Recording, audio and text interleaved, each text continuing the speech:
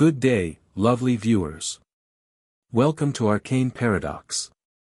We have an exciting story lined up for you today. What if Fawkes burned every block on Harry at age 6 and Sorting Hat refused to sort anyone until Dumbledore arrested? Your engagement means the world to us. Like, comment, and subscribe to help us grow and bring you more amazing content. Without wasting any time, let's start. Chapter 1. The Phoenix's choice. Little whinging had never seen such a storm. Lightning fractured the sky above Privet Drive, while thunder rattled windows in their frames. Most residents huddled safely in their homes, but in the cupboard beneath the stairs at number 4, 6-year-old Harry Potter pressed his small hands against his ears and tried not to cry. "Quiet in there, boy." Uncle Vernon's voice boomed almost as loud as the thunder. "Normal people are trying to watch the telly." Harry bit his lip and curled tighter into himself. His threadbare blanket offered little comfort against the cold draft seeping through the cupboard door. Another flash of lightning illuminated the tiny space through the slats, revealing crayon drawings stuck to the walls and a small collection of broken toy soldiers, his only possessions. The storm seemed different tonight. Harry couldn't explain how he knew, but something in the air felt charged with more than just electricity. His skin tingled with a strange energy that had been building all day, like the time he'd accidentally touched Dudley's electric race car track. Only this feeling wasn't painful, it was waiting. A particularly violent crack of thunder shook the house to its foundation. Harry's glasses slipped down his nose as he startled. And then, silence. An unnatural quiet fell, as though the storm had been switched off like one of Aunt Petunia's kitchen appliances. In that silence, Harry heard it, a soft, musical trill outside the cupboard door. The lock clicked open of its own accord. Harry froze, his emerald eyes wide behind smudged glasses. The door swung inward, but instead of his aunt's pinched face or his uncle's purple one, there was nothing but a soft golden light. No, not nothing. Within the golden glow hovered a bird unlike any Harry had ever seen or imagined. As big as a swan but elegant as flame itself, with crimson feathers that seemed to shimmer and move like living fire. Its long tail feathers glittered with gold, and intelligent, ancient eyes fixed on Harry with unmistakable purpose. "Hello." Harry whispered, voice barely audible. The magnificent bird trilled again, a sound that somehow conveyed both greeting and sorrow. It floated forward into the cupboard, its wingspan nearly touching both walls, yet it moved with impossible grace in the confined space.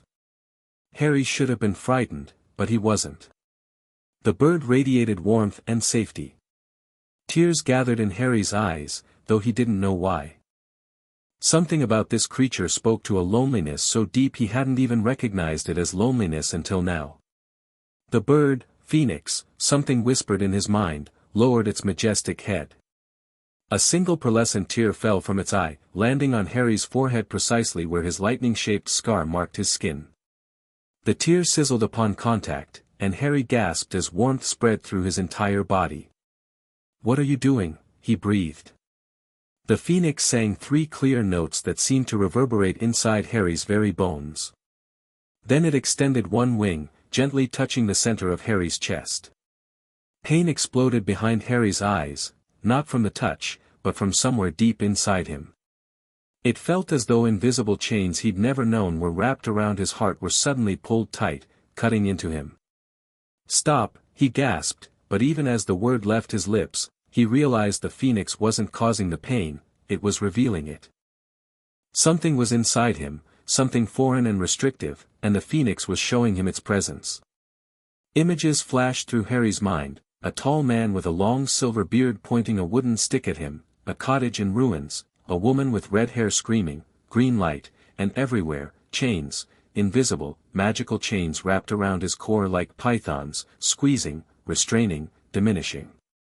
The phoenix let out a cry that sounded like righteous anger. It beat its wings once, filling the cupboard with crimson light, and suddenly burst into flames. Harry cried out, scrambling back against the wall, but the flames didn't burn him. Instead, they wrapped around him like a cocoon, sinking into his skin wherever they touched. The bird was gone, consumed by its own fire, but the flames remained, seeping into Harry's very being. The chains inside him began to crack. One by one, with sounds like breaking glass that only Harry could hear, magical bindings shattered. With each broken restraint, power rushed into the void, raw, wild magic that had been locked away. Outside the cupboard, the Dursleys' television exploded in a shower of sparks. Glasses shattered in the kitchen cabinets. The lights flickered wildly, then went out. Vernon Dursley's enraged bellows barely registered in Harry's consciousness as the magic continued to unfurl within him. When the last binding broke, Harry felt the pieces dissolve into nothing. The flames receded, drawing back toward a small pile of ash on the floor of the cupboard. From the ash, a tiny, wrinkled head emerged, the Phoenix reborn, looking up at Harry with the same knowing eyes. "What have you done, boy?" Vernon appeared in the doorway, his massive frame blocking the light, face contorted with rage. He reached in to grab Harry, but recoiled as if burned when an invisible barrier repelled his hand. "What freakishness is this?" he sputtered. Harry looked up at his uncle, seeing him clearly for perhaps the first time, seeing the fear behind the anger, the smallness behind the bulk. He felt neither hatred nor love, only a strange new clarity. "It's not freakishness," Harry said, his voice steadier than it had ever been. "It's magic." The baby Phoenix chirped in agreement, hopping into Harry's outstretched palm. "There's no such thing as magic." Vernon's face had bypassed purple and was approaching a dangerous shade of blue. "There is," Harry replied simply. "And I think someone tried to take mine away." As if summoned by his words, the storm outside resumed with renewed fury. A new sound joined the thunder, multiple sharp cracks in the air, like twigs snapping but magnified 100-fold. Petunia appeared behind Vernon, her face ashen. "They're coming," she whispered. "The freaks, they're coming." 4 figures materialized in the Dursleys' hallway with no warning. 3 wore crimson robes, wands extended, while the 4th, a tall, elderly man with half-moon spectacles and a long silver beard, wore flowing robes of midnight blue scattered with silver stars. Harry recognized him instantly from the vision, the man who had bound his magic. "Stand aside, Dursley," said one of the red-robed figures. "Magical catastrophe containment. Ministry business." Vernon sputtered incoherently, backing away despite himself. Petunia clutched at his arm, her knuckles white. The blue-robed man stepped forward, his face grave as he peered into the cupboard. "Harry," he said softly. "What has happened here?" The baby Phoenix in Harry's hand chirped defiantly, fluttering its tiny wings. "Fawkes." The old man's voice filled with disbelief. "What have you done?" The red-robed wizards exchanged confused glances. "Albus," one said, "our sensors registered a magical surge. Multiple statute violations. The trace on the boy is, well, it's gone. Completely shattered." "I see," the old man, Albus, said heavily. He knelt, wincing slightly at the creak in his joints, to look Harry in the eye. "Harry, my boy. I am Professor Dumbledore. I'm afraid we have much to discuss, but first, we must secure the area. Would you and Fawkes please come with me?" Harry clutched the baby Phoenix closer. "You put chains on me," he said. "Inside me." I felt them break. A flash of something, guilt. Concern, crossed Dumbledore's face. "Those were protections, Harry. Necessary ones." "They hurt," Harry said simply. One of the red-robed wizards stepped forward. "Albus, what is he talking about? What chains?" "Not now, Kingsley," Dumbledore said, not taking his eyes off Harry. "Harry, I promise to explain everything, but we must leave this place immediately. The magical discharge has likely attracted attention we cannot afford." As if confirming his words, the air outside seemed to thicken. A cold feeling spread through the house, frosting the windows in seconds. Dementors, one of the wizards hissed. Here. In a Muggle neighborhood? Precisely why we must leave, Dumbledore said, urgency creeping into his voice. He extended a hand toward Harry. Please, Harry. Harry hesitated. The baby phoenix in his palm chirped insistently, nudging his thumb with its tiny beak. Fawkes trusts me, Dumbledore said softly. Even in this disagreement between us, he knows I wish you no harm. Harry looked down at the phoenix, Fawkes, who met his gaze with ancient eyes that held wisdom beyond comprehension. After a moment, Fawkes gave a small trill that somehow conveyed, for now, go. Learn. Grow stronger. Will you tell me everything? Harry asked Dumbledore. The truth? Something complicated passed over Dumbledore's face, surprise, calculation, and finally, resignation. I will tell you what you need to know, he replied carefully. Harry frowned. That's not what I asked. The lights flickered again as Harry's emotions surged. The baby phoenix trilled soothingly, calming the wild magic that now responded to Harry's feelings. Very well, Dumbledore conceded. I will tell you the truth, as much as is safe for you to know at your age. Harry nodded once and stepped out of the cupboard, still cradling Fawkes. The Dursleys cowered against the wall, watching the exchange with horrified fascination. What about them? Harry asked, nodding toward his relatives. Memory modification, said one of the red-robed wizards briskly. Standard protocol for Muggle exposure. No, Harry said firmly. They should remember. They should know what they've been part of. The wizards looked to Dumbledore, who studied Harry with new intensity. You would show them mercy after their treatment of you? Not mercy, Harry replied. Truth. Everyone should have that. Dumbledore's eyebrows rose. Very well. Kingsley, Dawlish, Proudfoot, secure the perimeter and deal with the Dementors. I will take Harry to safety. We'll sort out the Muggle situation afterward. The wizards nodded and moved swiftly out the door, wands raised. Dumbledore turned back to Harry. We'll be traveling by something called apparition. It may feel uncomfortable the first time. If you would hold my arm, where are we going? Harry interrupted.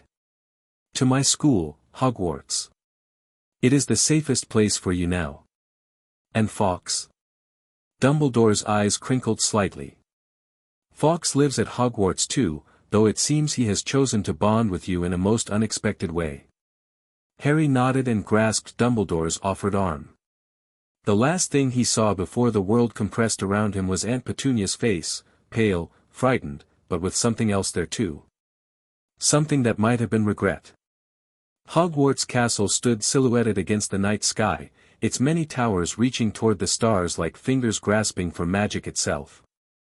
Within the circular office at the top of the tallest tower, Harry sat in an oversized chair, legs dangling well above the floor, while Fawkes dozed in a makeshift nest of handkerchiefs on his lap. Lemon drop? Dumbledore offered, holding out a small dish of yellow candies. Harry shook his head. The office fascinated him, silver instruments puffing colorful smoke, portraits of sleeping old men and women lining the walls, books stacked in organized chaos, but he kept his attention fixed on Dumbledore. You promised to explain, he reminded the old wizard. Dumbledore sighed, setting aside the candies. So I did. He settled into his chair, folding his hands atop the desk. What do you know about your parents, Harry? They died in a car crash. That's how I got this. Harry touched the lightning scar on his forehead. Anger flashed in Dumbledore's blue eyes. No, Harry. They did not die in a car crash. They were murdered by a very dark wizard called Voldemort. For the next hour, Dumbledore told Harry about the wizarding world, the war against Voldemort, and that fateful Halloween night when James and Lily Potter sacrificed themselves to save their son. He explained how Harry had somehow survived the killing curse, how Voldemort had vanished, and why Harry had been placed with his Muggle relatives. But why did you put blocks on my magic? Harry asked when Dumbledore paused.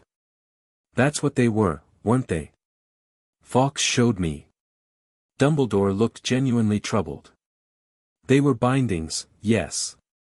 Not to hurt you, Harry, but to protect you, and others. I don't understand. When Voldemort's curse rebounded, something extraordinary happened. The magical backlash was unprecedented. Some of his power transferred to you. Combined with your own considerable magical potential, both your parents were exceptionally gifted, it created a dangerous instability. You mean I was too powerful, Harry translated. You were a baby with the magical capacity of a grown wizard, and unstable from the trauma, Dumbledore corrected gently. The bindings were meant to allow your magic to develop gradually, safely, as you grew. They would have dissolved naturally when you turned 11 and began proper magical training. Harry frowned. But they hurt. All the time. I just didn't know what the feeling was until Fawkes showed me. Dumbledore's expression fell. They shouldn't have caused pain.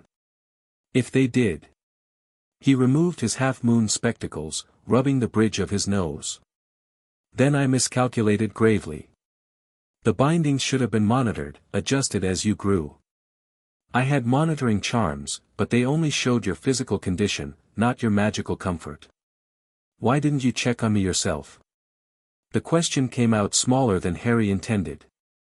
Fawkes stirred in his lap, blinking awake and fixing Dumbledore with an unblinking stare. I thought it safer to maintain distance, Dumbledore replied. There are those who would harm you to get to me, or to avenge their fallen master. I placed powerful protective wards around your aunt's home, tied to the blood you share with her. As long as you could call that place home, you would be safer there than anywhere else. It was never home, Harry said quietly. They hated me. They kept me in a cupboard. Dumbledore closed his eyes briefly. Another miscalculation, it seems. One of many, I fear. A silver instrument on a nearby shelf began spinning rapidly, emitting purple smoke. Ah, Dumbledore said, glancing at it. It appears our Ministry friends have contained the situation at Privet Drive. The Dementors have been repelled. What are Dementors? Dark creatures that feed on happiness and positive emotions. Their presence in Little Whinging is concerning. They typically guard the wizard prison, Azkaban. Harry considered this. They came because my magic broke free? Perhaps. Wild magic can attract many things. Dumbledore leaned forward. Which brings us to an important question, Harry. What happens now? I'm not going back there, Harry said immediately. No, Dumbledore agreed. That would be unwise. The blood protection is likely compromised after tonight's events. And with your magic unbound, well, arrangements must be made. What kind of arrangements? You'll need training. Immediate and intensive. Your magic is now fully accessible but completely untamed. Without proper guidance, it could be dangerous, to yourself and others. As if emphasizing his point, the teacup on Dumbledore's desk suddenly rose into the air, hovering for a moment before the porcelain cracked neatly down the middle. I'm sorry, Harry said quickly. Not to worry. Dumbledore waved his wand, repairing the cup instantly. This is precisely what I mean. Your magic responds to your emotions now. You'll need to learn control. Will I stay here? At Hogwarts? For the immediate future, yes. Though term doesn't begin for several months, and children typically don't attend until they're 11. Harry's face fell. Where will I go then? Dumbledore stroked his beard thoughtfully. I have several options in mind. Magical families who would be honored to take you in. The Weasleys, for instance, have a boy about your age. Or perhaps, a sharp trill from Fawkes interrupted him. The phoenix chick had doubled in size just during their conversation, its feathers already showing hints of crimson among the grey down. Yes, Fawkes, I hear you, Dumbledore said, a hint of exasperation in his voice. You have made your position quite clear. Harry looked between them. What does he want? Fawkes believes I should recuse myself from decisions about your future, Dumbledore translated. He seems to have appointed himself your guardian, for lack of a better term. Can he do that? He's a bird. Fawkes nipped Harry's finger indignantly. Fawkes is far more than just a bird, Dumbledore corrected. Phoenixes are among the most magical creatures in existence. Their tears have healing powers, they can carry immensely heavy loads, their song brings courage to the pure of heart and fear to the corrupt. And they are extraordinarily intelligent. Is he yours? Harry asked. Dumbledore smiled faintly. One never owns a phoenix, Harry. They choose to give their companionship. Fawkes has been my friend and familiar for many decades, which makes his intervention in your situation all the more remarkable. Why did he help me? Fawkes trilled again, softer this time. Dumbledore listened, then translated. He says he felt your pain across the distance. Phoenixes are particularly sensitive to suffering. He investigated and discovered the magical bindings. He found them offensive. They were hurting me, Harry repeated. Yes, Dumbledore acknowledged. It seems they were. An unintended consequence, but one I should have anticipated and monitored for. Fawkes clearly felt I had failed in my responsibility toward you. The door to the office burst open, and a severe-looking witch in emerald robes rushed in. Albus. The ministry censors, she stopped abruptly, seeing Harry. Is that? Harry Potter, yes, Dumbledore said calmly. Harry, this is Professor McGonagall, Deputy Headmistress of Hogwarts and head of Gryffindor House. What is he doing here? He's only, she counted mentally. 6 years old. And in the middle of the night. There has been an incident, Minerva. Dumbledore gestured to a chair. Perhaps you should sit. As McGonagall reluctantly took a seat, Harry noticed her eyes widening at the sight of Fawkes in his lap. Is that Fawkes? He looks young. Just had his burning day, Dumbledore confirmed. After taking a rather unprecedented action. He quickly summarized the night's events. McGonagall's expression shifted from shock to outrage to concern as she listened. Magical bindings? On a child? Albus, how could you? A necessary precaution, Dumbledore began, but McGonagall cut him off. Necessary? Look at the boy. Living in a cupboard, Albus. You assured me the Muggles would care for him properly. I was wrong, Dumbledore admitted quietly. About many things, it seems. McGonagall's stern expression softened slightly at this rare admission. She turned to Harry. How are you feeling, Mr. Potter? Harry considered the question. Different. Lighter. Like I can breathe properly for the first time. The magical surge registered at the ministry was extraordinary, McGonagall said. They'll be demanding explanations. Let them, Dumbledore replied, surprising both Harry and McGonagall. Perhaps it's time certain things came to light. A soft trill from Fawkes seemed to approve this statement. What happens to me now? Harry asked again. McGonagall looked to Dumbledore, who surprisingly deferred with a gesture. Well, she said, gathering herself, you'll need immediate magical education, basics of control at minimum. You can't possibly return to Muggles now, not with unrestrained accidental magic. And you'll need proper care, meals, clothing. She eyed his oversized, ragged clothes with disapproval. Perhaps, Dumbledore suggested carefully, we might establish a residence here at Hogwarts. The room of requirement could configure itself appropriately. Professor McGonagall, would you be willing to oversee Harry's early education? Me? McGonagall looked startled. I'm hardly an expert in early magical education, Albus. But you are an animagus, a master of self-transformation, of control. Precisely what Harry needs to learn now. Fawkes chirped, hopping from Harry's lap to the desk, leaving tiny claw marks across the polished wood as he approached McGonagall. It seems Fawkes approves of the suggestion, Dumbledore noted. McGonagall's severe expression melted slightly as she regarded the Phoenix chick. Well, I suppose, temporarily, until better arrangements can be made. She turned to Harry. Would that be acceptable to you, Mr. Potter? Harry nodded cautiously. Will I learn magic? Real magic? You'll learn to control the magic already within you, she corrected.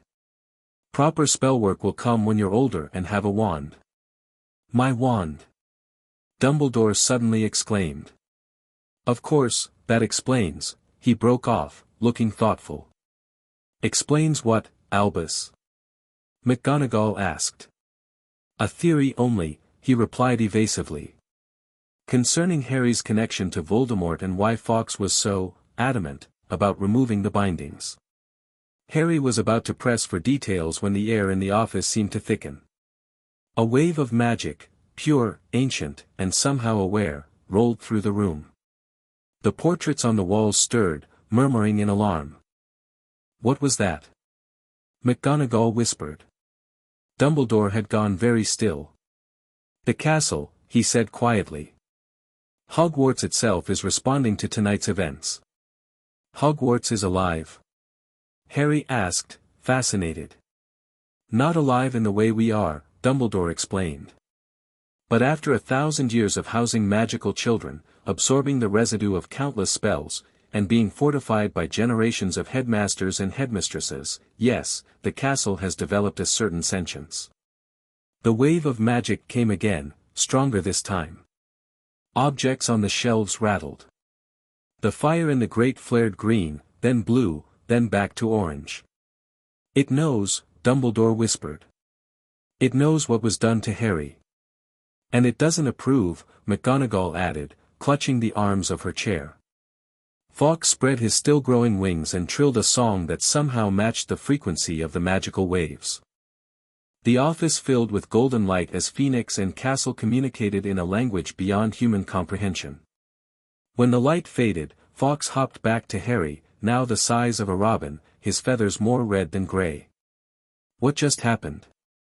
Harry asked, gently stroking Fawkes's head.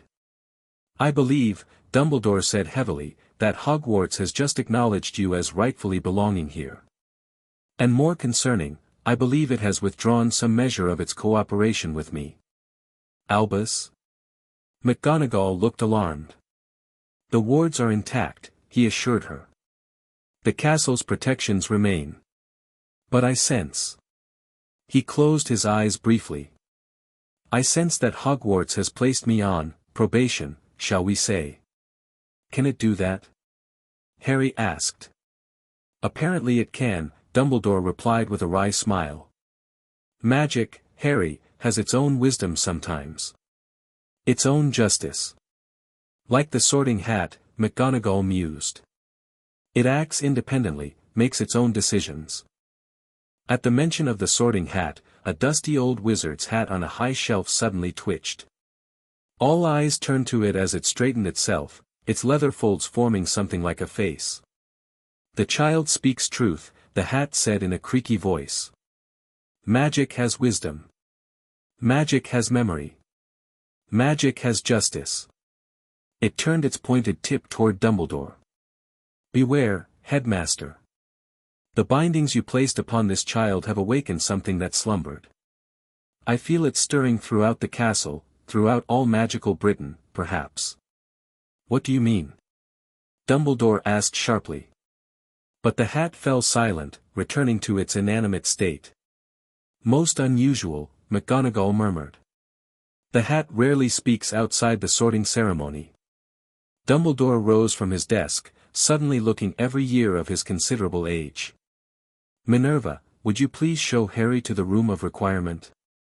I believe we all need rest before we continue this discussion. Of course, McGonagall stood, gesturing for Harry to follow. Come along, Mr. Potter. Bring Fawkes if you wish. Harry slid from the chair, cradling the growing phoenix. At the door, he paused. Professor Dumbledore? Yes, Harry. Fawkes was yours for a long time. He was. Are you angry that he chose me? Dumbledore's blue eyes softened. No, my boy. Sad, perhaps. But not angry. Fawkes has always had impeccable judgment about character.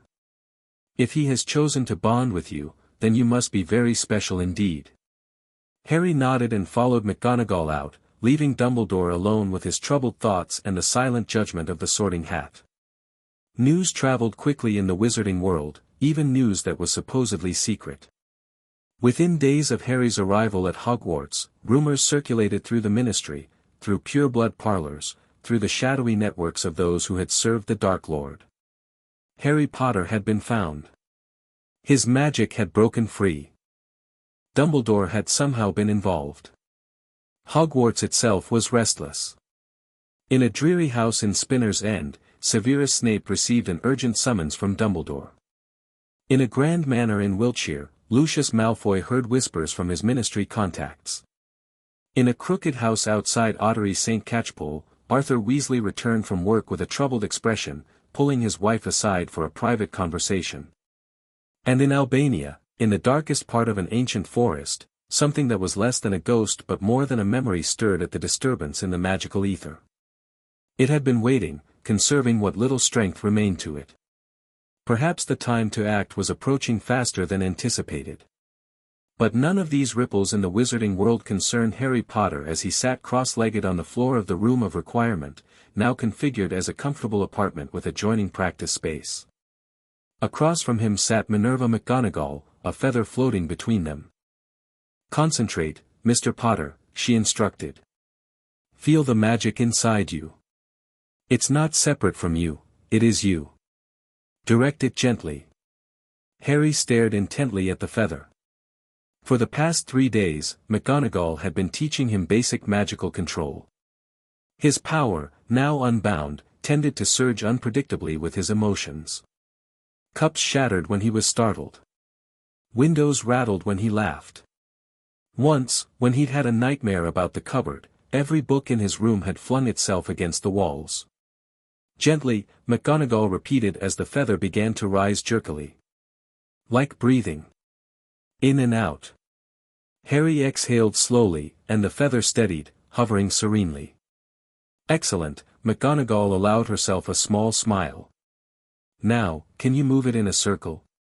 The feather began to rotate. 1 loop, 2, 3, then suddenly shot toward the ceiling like a rocket before bursting into flames. Sorry. Harry cried as ash drifted down. Progress, Mr. Potter, McGonagall said, vanishing the ash with a wave of her wand. Yesterday you set fire to the entire cushion. From his perch by the window, Fawkes, now the size of a small falcon and gloriously crimson, trilled encouragingly. Why is it so hard to control? Harry asked, frustration evident. You're essentially learning as a toddler would, but with the magical capacity of someone much older, McGonagall explained. Most magical children have small bursts of accidental magic, floating a toy, turning someone's hair blue. Your unbound magic is, well, rather like trying to direct a fire hose. Harry nodded, remembering how Dudley had once sprayed a garden hose wildly around the yard, soaking everyone at a barbecue. When will I get a wand? Wouldn't that help? Typically not until you're 11. Wands help focus magic, yes, but they require a developed magical core and basic control. Without that foundation, a wand might actually be dangerous in your case. A knock at the door interrupted them. McGonagall waved her wand, and the door swung open to reveal Dumbledore. Ah, Minerva, Harry. I trust the lessons are progressing. Adequately, McGonagall replied with characteristic restraint. Mr. Potter shows aptitude, though his power remains, enthusiastic.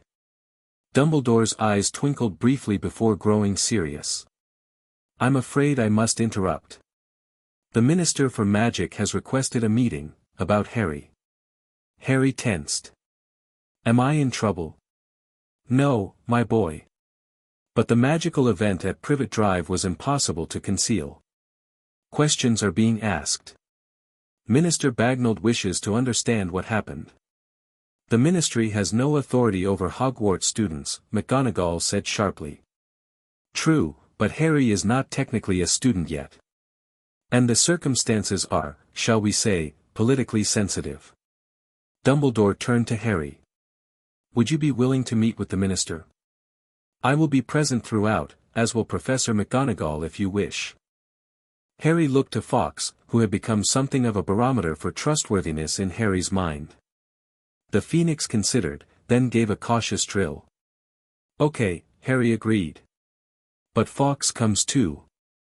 Of course, Dumbledore nodded. The minister will arrive shortly. Perhaps you might like to tidy up a bit. Harry glanced down at his clothing, still Dudley's oversized hand-me-downs, though McGonagall had shrunk them to fit better. I don't have anything else. McGonagall clicked her tongue disapprovingly. That simply won't do. Stand up, Mr. Potter. Harry obeyed, and McGonagall drew her wand. With a series of precise movements, she transfigured his ragged clothes into a simple but dignified set of child-sized robes in deep blue. Temporary, of course, she said. Transfigured clothing never lasts more than a day or two. We really must see about getting you a proper wardrobe. These are brilliant. Harry turned, admiring how the robes moved with him instead of hanging like a tent. Thank you, Professor. McGonagall's stern expression softened momentarily. You're welcome, Mr. Potter. Now, shall we proceed to the headmaster's office? And do try not to set anything on fire during the meeting. Harry grinned sheepishly. I'll try my best. Minister Millicent Bagnold was a formidable witch in her 70s, with steel-grey hair cut in a practical bob and robes of ministerial purple trimmed with silver. She sat across from Harry in Dumbledore's office, studying him with shrewd eyes. So, Mr. Potter, she said briskly. Quite an entrance you've made into our world. Harry shifted uncomfortably under her gaze. Fawkes, perched on his shoulder, puffed his feathers protectively. It wasn't intentional, Minister, he replied quietly. Few magical catastrophes are, she noted dryly. The question is how it happened at all. The censors at the improper use of magic office nearly exploded. Magical discharge on a scale typically associated with major duels, not accidental magic from a 6-year-old. She turned her attention to Dumbledore. You've been circumspect in your explanations thus far, Albus. Perhaps now would be the time for clarity. Dumbledore sighed. As you wish, Millicent. Shortly after Voldemort's attack on the Potters, I placed magical bindings on young Harry. You did what? Bagnold's composure slipped. On what authority? As chief warlock and his magical guardian, I acted in what I believed was his best interest. His magical core had been affected by the rebounding killing curse. It was unstable, potentially dangerous. And these bindings, Bagnold said slowly, they were the cause of the magical event 3 days ago. Fawkes broke them, Harry interjected. They were hurting me. Bagnold's expression softened as she looked at Harry, then hardened again as she turned back to Dumbledore. You bound a child's magic so severely it caused him pain, and you didn't see fit to inform the Ministry. Or the Department of Magical Children's Services. I monitored the situation, Dumbledore replied, though with less confidence than usual. Evidently not closely enough, Bagnold retorted. She leaned forward, addressing Harry directly. Mr. Potter, would you tell me what happened, in your own words? Harry recounted the night Fawkes had appeared, the sensation of the bindings breaking, and the aftermath. As he spoke, objects in the office began to tremble, his magic responding to the memory. Remarkable control for your age, Bagnold observed as Harry took a deep breath and the objects settled. Especially considering the circumstances. Professor McGonagall has been teaching me, Harry explained. She says I need to learn to direct it properly. Indeed, Bagnall turned to McGonagall. "And your assessment, Professor?" McGonagall straightened. "Mr. Potter's magical potential is extraordinary. Without the bindings, his natural abilities are manifesting at an accelerated rate. With proper training, I believe he will develop adequate control well before he reaches standard Hogwarts age." "I see." Bagnall tapped her fingers thoughtfully on the arm of her chair. "This presents us with several complications. Mr. Potter's residence with Muggles is clearly no longer viable. His magical education cannot wait until the standard age of 11. And there is the matter of his legal guardianship." She fixed Dumbledore with a stern look. "Your actions, however well-intentioned, have raised serious questions about your fitness as Mr. Potter's magical guardian, Albus." "I recognize that," Dumbledore conceded. "And I would not oppose a review of that arrangement." Fawkes trilled softly from Harry's shoulder, sounding almost surprised. "What would happen to me?" Harry asked, anxiety creeping into his voice. The teacup on Dumbledore's desk cracked slightly. "Calm, Mr. Potter," McGonagall murmured. "Sorry." Harry closed his eyes briefly, steadying himself. "That," Bagnall said with a hint of admiration, "is precisely why your situation requires special consideration." She thought for a moment. "A temporary solution, perhaps. You remain at Hogwarts under the school's collective guardianship rather than Dumbledore's personal guardianship. The Board of Governors would need to approve, of course." "Lucius Malfoy sits on the board," Dumbledore noted with concern. "Malfoy is 1 vote of 12, Bagnall countered. "And even he would be hard-pressed to argue against the obvious magical necessity of keeping Mr. Potter in a controlled, educational environment." "I don't want to leave Hogwarts," Harry said firmly. "It feels right here." As if in response, a warm wave of magic pulsed through the room, the castle itself seeming to agree. Bagnall's eyebrows rose. "Is that regular occurrence?" "Recent developments," Dumbledore explained vaguely. "The castle appears to have taken an interest in Harry's situation." "Hogwarts has always had certain awareness," Bagnall acknowledged. "Though I've never felt it quite so distinctly." She stood decisively. "Very well. I'll draft the necessary paperwork for temporary educational guardianship. The school itself will stand in loco parentis until more permanent arrangements can be made." She turned to Harry, her official demeanor softening slightly. "Mr. Potter, I knew your parents, particularly your father, who trained briefly in magical law enforcement before going into hiding. They would be proud of your composure today." Harry's eyes widened. "You knew them? Would you tell me about them sometime?" Something like guilt flickered across Bagnall's face. "I should have made arrangements for you to learn about your heritage long ago. Yes, I would be happy to share what memories I have." She checked a slender gold watch. "But for now, I must return to the ministry. This situation will require delicate handling in the press." "Must it be publicized at all?" McGonagall asked sharply. "Better a controlled statement than wild rumors," Bagnall replied. "And believe me, Minerva, the rumors are already flying. Half the ministry believes Mr. Potter single-handedly destroyed Privet Drive in a fit of accidental magic." "What about the Dursleys?" Harry asked suddenly. "Your relatives. They remain in their home, memory modifications deemed unnecessary given the unique circumstances. The Muggle-worthy excuse committee provided a cover story involving electrical anomalies for the neighborhood disturbances." "Why do you ask?" Harry frowned. I don't want them to be hurt. Even though they weren't nice to me." Bagnall studied Harry with newfound respect. "You have a generous spirit, Mr. Potter. Rest assured, they are physically unharmed, though I understand your uncle has been rather vocal about his opinions on freakishness." Harry nodded, unsurprised. As Bagnall prepared to leave, Fawkes suddenly launched himself from Harry's shoulder, flying to hover before the minister. He trilled a complex melody, eyes fixed intently on hers. "What is he doing?" Bagnold asked, not backing away but clearly startled.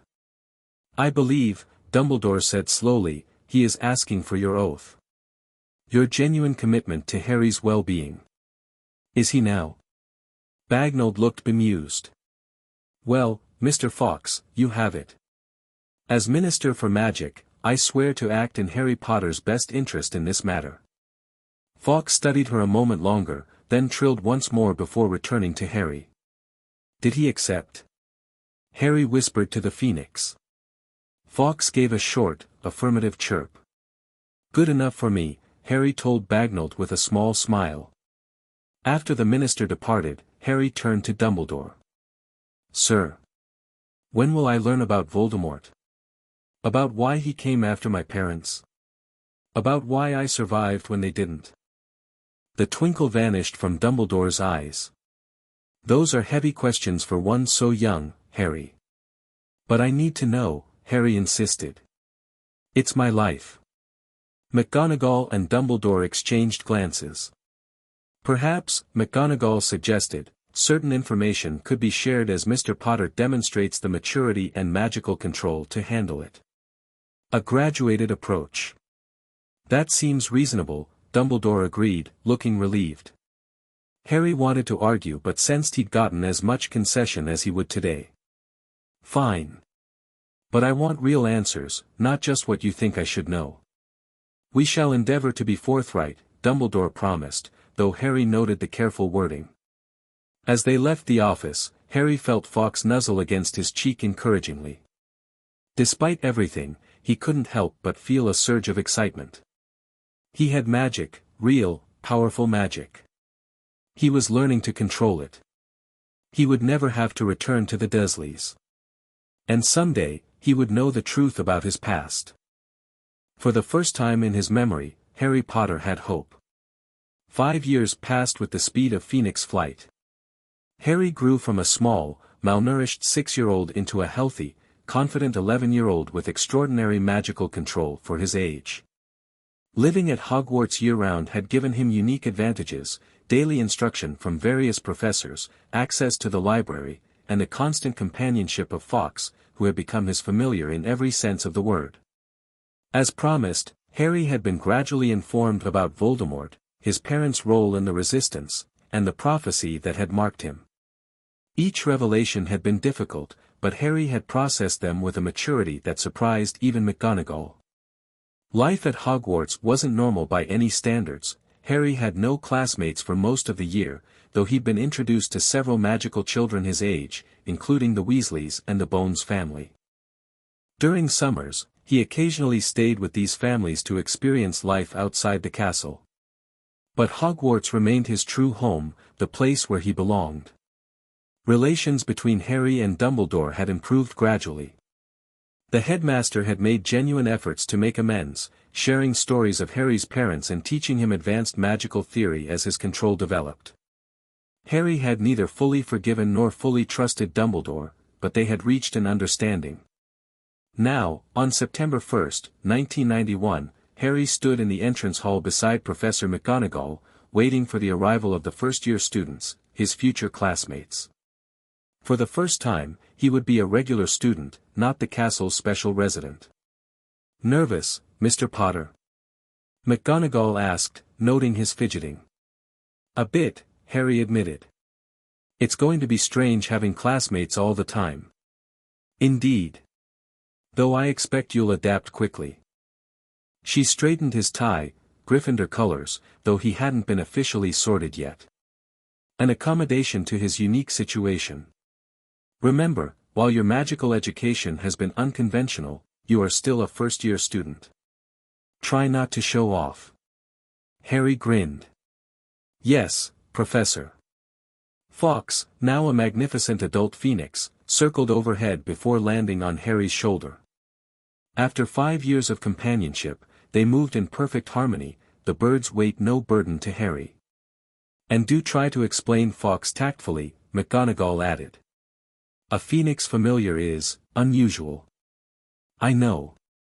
I'll be careful." The great doors swung open, and Hagrid led in a crowd of wide-eyed first years, all gazing in wonder at the entrance hall. Harry spotted several familiar faces: Ron Weasley, Susan Bones, Neville Longbottom, children he'd met during his supervised visits to magical households.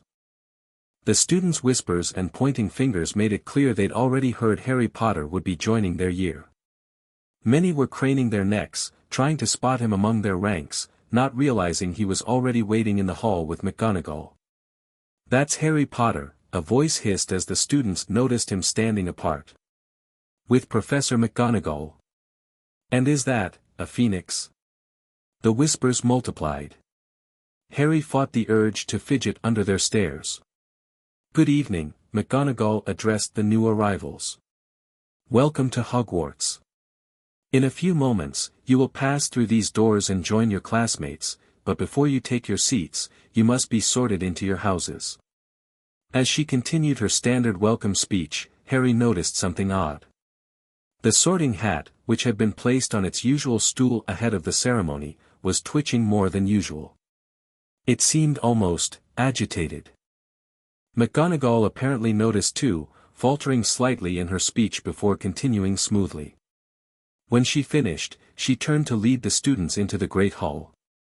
That's when it happened.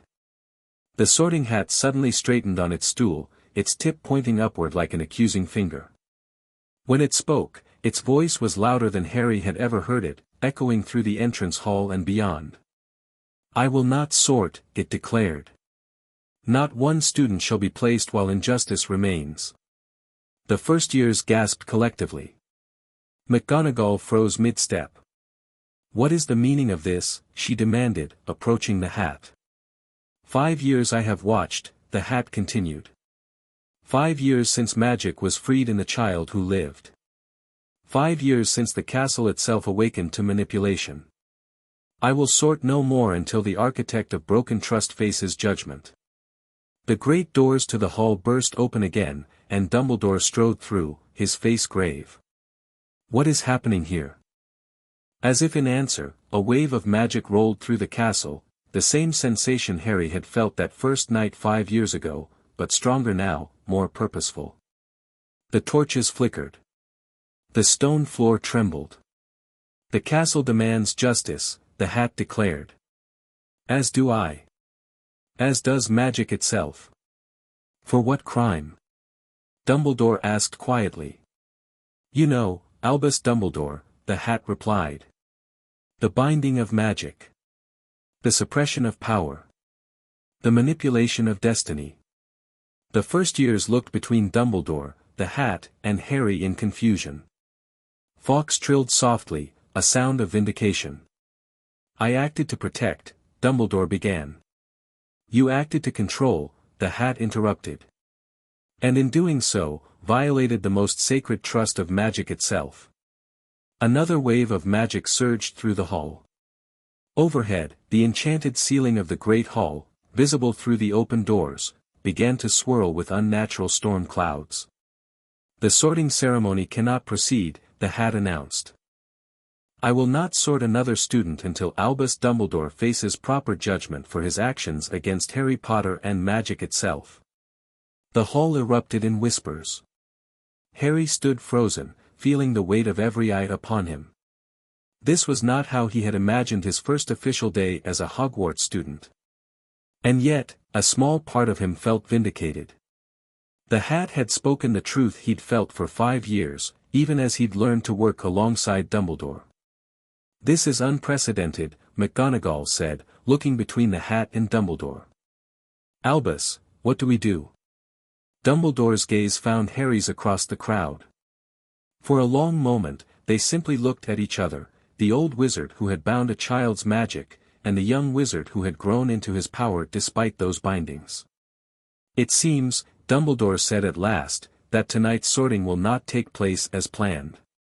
The first years erupted in confused exclamations. Raising his hands for quiet, Dumbledore continued, "Students, please proceed into the Great Hall. The house tables will welcome all of you regardless of sorting status for tonight's feast. Tomorrow, we shall address this situation.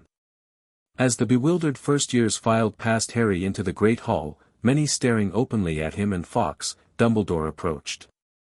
"It appears, Harry," he said quietly, "that our past has caught up with us." Harry nodded solemnly. "What will you do?" Dumbledore gazed at the Sorting Hat, still rigid on its stool. "What I perhaps should have done 5 years ago. Face the consequences of my actions, whatever they may be." Fawkes trilled softly, not in triumph, but in acknowledgement. "And the students?" Harry asked. "They need to be sorted."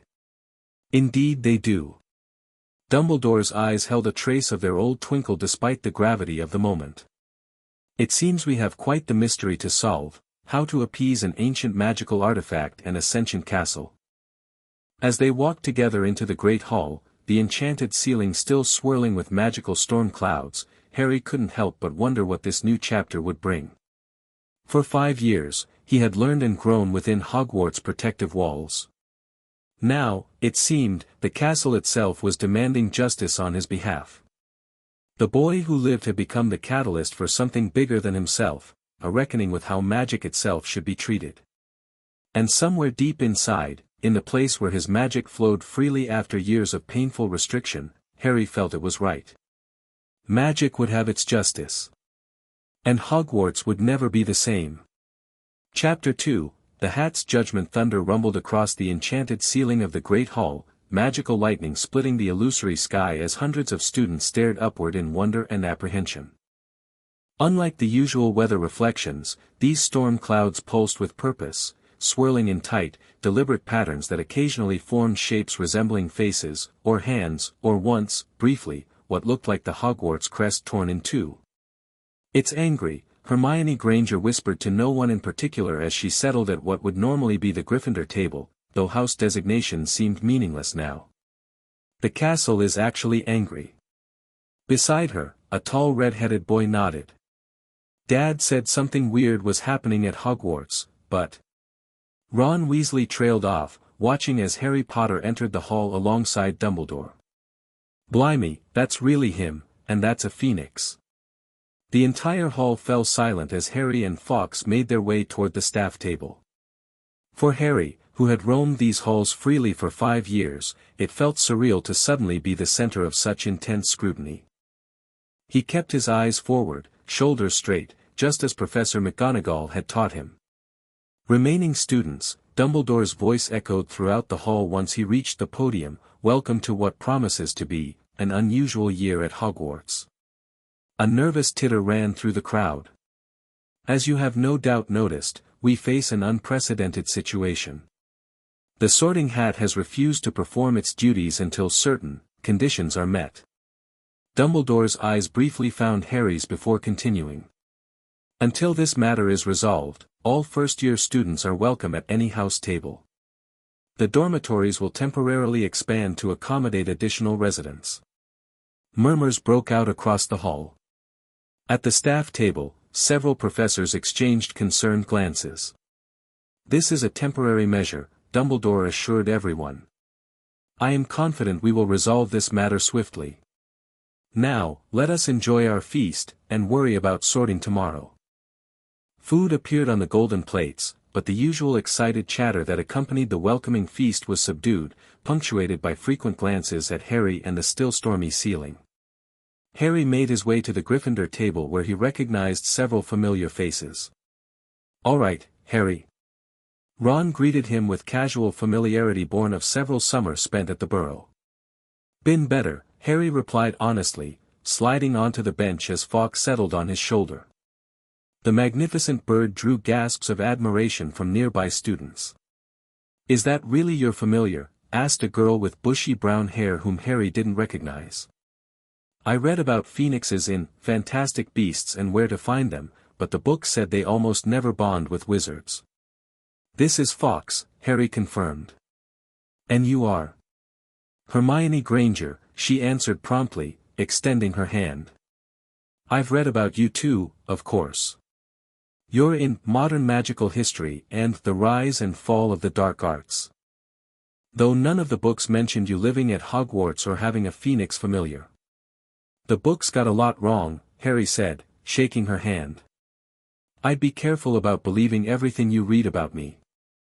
Hermione looked both affronted and intrigued by this challenge to written authority. But what about the Sorting Hat? What did it mean about Headmaster Dumbledore and you? Before Harry could answer, an imperious voice cut in from behind them. Yes, Potter, do tell.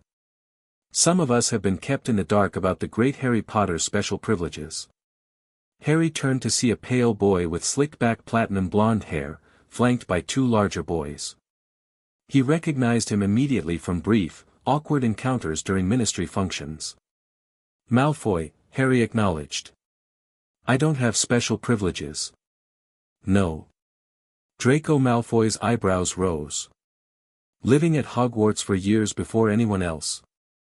Private tutoring from professors. A Phoenix familiar.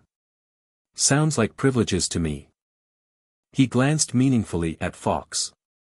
And now the Sorting Hat is throwing a tantrum on your behalf. Please. It's not a tantrum, Harry replied evenly, maintaining the control McGonagall had drilled into him. The nearby goblets remained perfectly still despite his irritation. The Hat is concerned about magical autonomy. Big words, Potter, Malfoy sneered. Did Dumbledore teach you those before or after he apparently violated your magical autonomy? Several students gasped at the boldness of the accusation. Harry felt a flicker of anger but breathed through it, unwilling to let his magic respond. You don't know what you're talking about, Malfoy, Ron interjected hotly. Maybe wait until you have the facts before running your mouth. Malfoy's pale face flushed pink. My father says, your father isn't here, Harry interrupted. And this isn't about you or your family. It's about something bigger. If you're actually interested in understanding instead of just trying to score points, I'm happy to explain what I know. The measured response seemed to catch Malfoy off guard. He hesitated, clearly torn between continuing the confrontation and his genuine curiosity. Fine, Potter, he finally said. Enlighten us all. Why is the castle having a magical tantrum on your behalf? Harry noticed they now had an audience, not just the Gryffindor table, but students from Hufflepuff and Ravenclaw had edged closer to listen. It's not on my behalf, Harry began carefully. It's about magical principles. 5 years ago, Fawkes discovered that Dumbledore had placed binding spells on my magic when I was a baby. Spells that were causing me pain and suppressing my abilities. Fawkes broke those bindings, and it seems the Hat and the castle believe Dumbledore should face consequences for placing them in the first place. A stunned silence followed this explanation. Binding spells? Hermione echoed, horrified. On a baby? But that's barbaric. All the magical development texts say interfering with a child's magic can cause permanent damage. Exactly, said a new voice. A girl with a long blonde plait had joined their group. My auntie says magical binding is only ever used on criminals, and even then it's considered extreme punishment. Susan, Harry greeted her with relief. Susan Bones, niece of Amelia Bones, head of magical law enforcement, had been another of Harry's occasional summer companions. Your aunt is probably going to be involved in this soon enough. Already is, Susan confirmed quietly. She fire-called me just before I boarded the train. The ministry's in an uproar. The Department of Mysteries has been detecting magical anomalies at Hogwarts for weeks. More students had gathered around their table now, house divisions temporarily forgotten in the face of this gossip goldmine. So it's true then? Asked a tall black boy. Dumbledore really bound your magic? Harry nodded. When I was 15 months old. After Voldemort's attack. Many students flinched at the name. Why would he do that? Neville Longbottom asked timidly from further down the table. He said it was for safety, Harry answered. That my magic was unstable after surviving the killing curse. That I might hurt myself or others. And was it? Malfoy asked, curiosity apparently overcoming his hostility. Unstable? Harry considered the question. I don't know what my magic was like as a baby. But the bindings themselves were definitely causing harm. They were like chains wrapped around my magical core, getting tighter as I grew instead of expanding with me. Several students winced at the description. "And the Sorting Hat knows about this how?" asked an older boy wearing a Ravenclaw tie. "It was there the night Fawkes brought me to Hogwarts," Harry explained. It spoke then too, warning Dumbledore that what he'd done had awakened something that slumbered. "I guess this is what it meant." Fawkes trilled softly from his shoulder, a sound that sent shivers through the gathered students. "So what happens now?" Hermione asked, her academic curiosity clearly piqued. "I've never read about the Sorting Hat refusing to sort students before." "No one has," said a voice from behind them. Percy Weasley pushed his way into the circle, prefect badge gleaming. "It's completely unprecedented. And creating quite the logistical nightmare, I might add." He pushed his glasses up his nose importantly. "The prefects have been instructed to accommodate first years in all dormitories tonight. Tomorrow, the headmaster will address the situation." "But what about classes?" Hermione looked genuinely distressed. "How will they assign us to houses for points and Quidditch and, one day at a time, Miss Granger?" came Professor McGonagall's voice as she approached their growing gathering. "Mr. Potter, the headmaster would like a word after the feast. The rest of you, please return to your meals. There will be time for questions tomorrow when we have more answers ourselves." As the crowd reluctantly dispersed, McGonagall leaned closer to Harry. "The Minister for Magic is arriving within the hour," she murmured. "Along with Madam Bones and several department heads. It seems our little predicament has become a full-blown ministerial crisis." Harry nodded, unsurprised. "Will they try to force the hat to sort?" McGonagall's nostrils flared at the idea. "I'd like to see them try. The hat is one of the most ancient magical artifacts in Britain. I doubt even the Department of Mysteries knows exactly how it functions." As McGonagall moved on, Harry turned back to his friends. "Looks like it's going to be a long night." "This is brilliant," Ron grinned, loading his plate with shepherd's pie. "First day of school and already the biggest excitement in Hogwarts history." "It's not brilliant," Hermione protested. "It's disrupting our education before it's even started." "It's necessary," Harry said quietly. "Sometimes justice matters more than convenience." Hermione looked at him appraisingly. "I suppose you would know," she acknowledged. "I'm sorry about what happened to you, Harry. It wasn't right." Harry smiled gratefully at her. "Thanks. But like I told Malfoy, this isn't just about me anymore. The hat's making a stand about how magic itself should be treated. I think that's more important than which dormitory we sleep in tonight."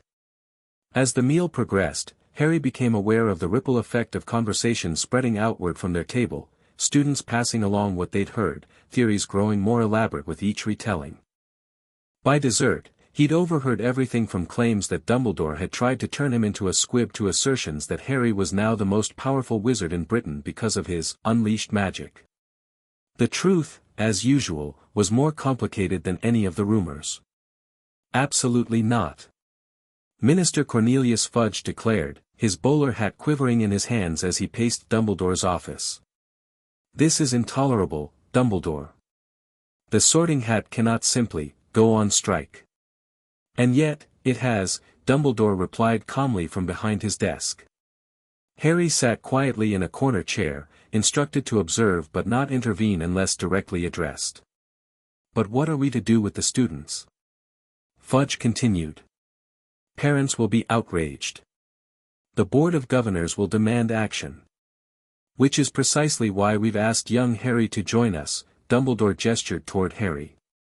"As the hat's concerns center around him, perhaps he might offer some insight."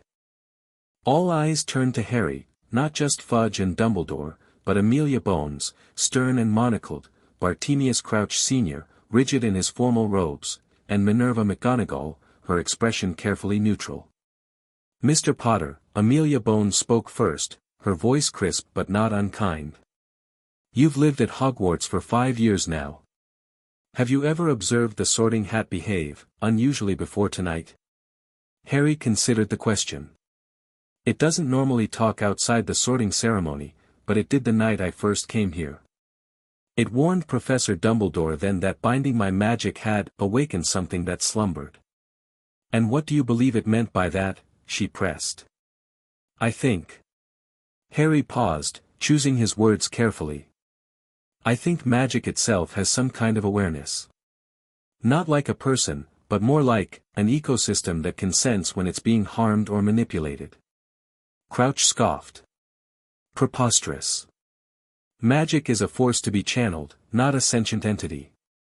With respect, Mr. Crouch, Harry replied, remembering his diplomatic training from McGonagall, my experience suggests otherwise. The castle responds to intentions. Fawkes understood what had been done to me before any human did. The room of requirement knows what people need before they say it aloud. Maybe old magic, deep magic, has more awareness than we recognize. Fudge looked deeply uncomfortable with this line of discussion. Regardless of philosophical debates about the nature of magic, we have a practical crisis. The Sorting Hat must be made to perform its duty. And how do you propose to force one of the most ancient magical artifacts in Britain to do anything, Cornelius? Dumbledore asked mildly. Well, that is, Fudge sputtered. Perhaps, Amelia Bones interjected, we should address the hat's actual demand. It stated it would not sort until the architect of broken trust faces judgment. She turned her monocled eye to Dumbledore. That would be you, headmaster. The office fell silent. Even the portraits of former headmasters seemed to be holding their breath. It would indeed, Dumbledore acknowledged. Then let us be clear, Bones continued. The hat objects to magical bindings you placed on Mr. Potter when he was an infant. Bindings that apparently caused him pain and restricted his natural magical development. Bindings that were removed by your Phoenix 5 years ago, triggering significant magical events that the Department of Mysteries is still studying. That is correct, Dumbledore confirmed. And your justification?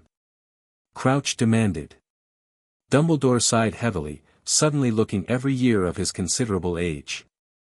Following Voldemort's attack and the rebounding of the killing curse, Harry exhibited magical instability. Bursts of accidental magic that caused significant destruction to what remained of the house in Godric's Hollow. When I examined him, I detected an anomaly in his magical signature, as if some fragment of Voldemort's magic had attached itself to his own. Harry straightened in his chair. This was new information. Dumbledore had never been this explicit about his reasons before. You believe the Dark Lord's magic contaminated Potter? Crouch asked sharply. I believed something had affected his magical core, Dumbledore clarified. Whether contamination, resonance, or simply the trauma of surviving such a curse, I cannot say with certainty. What I knew was that his magic was manifesting in dangerous ways, beyond normal accidental magic. So you bound it, Bones stated flatly. I created a stabilizing framework, Dumbledore corrected. A series of graduated bindings designed to allow his magic to develop slowly, safely, as he grew. Except they didn't function as intended, Harry interjected, unable to remain silent. They became more restrictive over time, not less. They hurt, Professor. Every day, they hurt. Fudge looked between them, clearly distressed by the direction of the conversation. Surely, Dumbledore, you monitored the boy's condition. I had monitoring charms to alert me to physical danger or location changes, Dumbledore admitted. But I did not check the bindings themselves after placement. A significant oversight, as it turns out. McGonagall made a small, disapproving noise that she quickly masked with a cough. Let me be absolutely clear, Amelia Bones said, fixing Dumbledore with a penetrating stare. You bound the magic of a magical child without ministry approval, medical consultation, or guardian consent. You then placed that child with muggles who were ignorant of his condition, and failed to monitor the magical bindings for 5 years. Put so baldly, even Harry winced at the damning summary. "I acted as I thought best at the time, with the knowledge I had," Dumbledore replied simply. "I was wrong." The admission hung in the air. Harry had never heard Dumbledore state it so plainly before. "Well," Fudge said after a moment, clearly unnerved by the tension, "what's done is done. The question remains, how do we get the Sorting Hat to resume its duties?" "By giving it what it wants," Harry suggested. "Justice. And what would that entail, exactly?" Crouch asked skeptically. Harry looked to Dumbledore. "I think that's for Professor Dumbledore to decide. The Hat wants him to face judgment for what he did. Maybe he needs to make a public acknowledgement. Maybe there needs to be consequences. I don't know exactly." Fawkes, who had been perched silently on a golden stand near Dumbledore's desk, suddenly trilled, a complex melody that rose and fell in what sounded almost like speech. "Fawkes suggests," Dumbledore translated, "that I submit myself to the judgment of Hogwarts itself." "The castle?" Fudge looked alarmed. "What does that mean?" "I believe," Dumbledore said slowly, "it means I must allow the castle's magic to assess my intentions, my actions, and render its verdict." "That sounds dangerously abstract," Crouch objected. "The Ministry needs concrete resolution." "What the Ministry needs," Bones countered, "is to respect magical traditions older than the Ministry itself. If the Sorting Hat and Hogwarts Castle are demanding magical justice, we would be fools to interfere." "But the students," Fudge began, "can continue their education without house designations temporarily," McGonagall interjected firmly. "It would not be the first time Hogwarts has adapted to unusual circumstances." Fudge looked like he wanted to argue further but was interrupted by a sharp knock at the office door. "Enter," Dumbledore called. Professor Snape swept in, his black robes billowing behind him. His expression was even sourer than usual. "Headmaster, there is a situation developing in the Great Hall." "What now?" Fudge groaned. "The students," Snape said, his dark eyes flicking briefly to Harry, "have apparently decided to take matters into their own hands. They are forming factions." "Factions?" McGonagall repeated sharply. "Indeed. It seems that in the absence of official house designations, they have begun organizing themselves according to their positions on this controversy." Snape's lip curled slightly. "There are now 4 distinct groups, seated at each house table, but not along traditional house lines." "What kind of positions?" Bones asked, professional curiosity evident. Snape's expression suggested he found the entire situation beneath him, but he answered precisely, "The Gryffindor table hosts those who believe Dumbledore should face severe consequences for his actions against Potter. The Hufflepuff table has gathered those advocating for reconciliation and healing. The Ravenclaw table houses those demanding a full investigation into the magical implications. And the Slytherin table." He paused. "The Slytherin table contains those who believe this entire situation is Potter's fault for disrupting tradition." Harry couldn't help but smile slightly. It was so perfectly Hogwarts, even without official sorting, the students had gravitated toward expressions of the 4 fundamental house values: justice, harmony, knowledge, and tradition. "This is unprecedented," Fudge muttered. "Absolute chaos." "On the contrary," Dumbledore said, his eyes twinkling for the first time that evening. "I believe it demonstrates precisely why the Sorting Hat's work is so valuable. Even without its guidance, the 4 fundamental magical temperaments assert themselves." Philosophical observations aside, Snape continued dryly, "The prefects are requesting guidance. The students are becoming passionate in their debates. I shall address them immediately." Dumbledore rose from his chair. "Perhaps it would be beneficial for our Ministry colleagues to witness the situation firsthand." As they filed out of the office, Madame Bones fell into step beside Harry. "Mr. Potter," she said quietly, "regardless of how this situation resolves, I want you to know that the Department of Magical Law Enforcement takes the magical binding of minors very seriously. There will be a formal investigation. Harry nodded gratefully. "Thank you, Madam Bones. But I don't want Professor Dumbledore punished just for punishment's sake. I want to make sure nothing like this happens to another child." Bones studied him with new respect. A mature perspective. "Your parents would be proud." The Great Hall had indeed transformed in their absence. Students had completely reorganized themselves, with robed figures of all ages now clustered at tables according to their positions rather than houses. The enchanted ceiling continued to swirl with magical storm clouds, occasionally dropping harmless lightning that illuminated the scene in stark flashes. At the Gryffindor table, a fierce debate was underway, led by what appeared to be Fred and George Weasley, gesticulating dramatically as they held forth on magical justice. The Hufflepuff table was more orderly, with older students apparently mediating discussions among the younger ones. The Ravenclaw table had conjured a blackboard where complex magical theories were being diagrammed, while the Slytherin table maintained an air of aloof disapproval, though Harry noted Draco Malfoy was engaged in what looked like intense negotiations with older students. "Merlin's beard," Fudge whispered. "It's a student uprising." "It's democracy in action, Minister," Bones corrected. "They're engaging with an ethical dilemma directly relevant to their education." As Dumbledore moved to the podium, a hush fell over the hall. All eyes turned to him, some curious, some hostile, some concerned.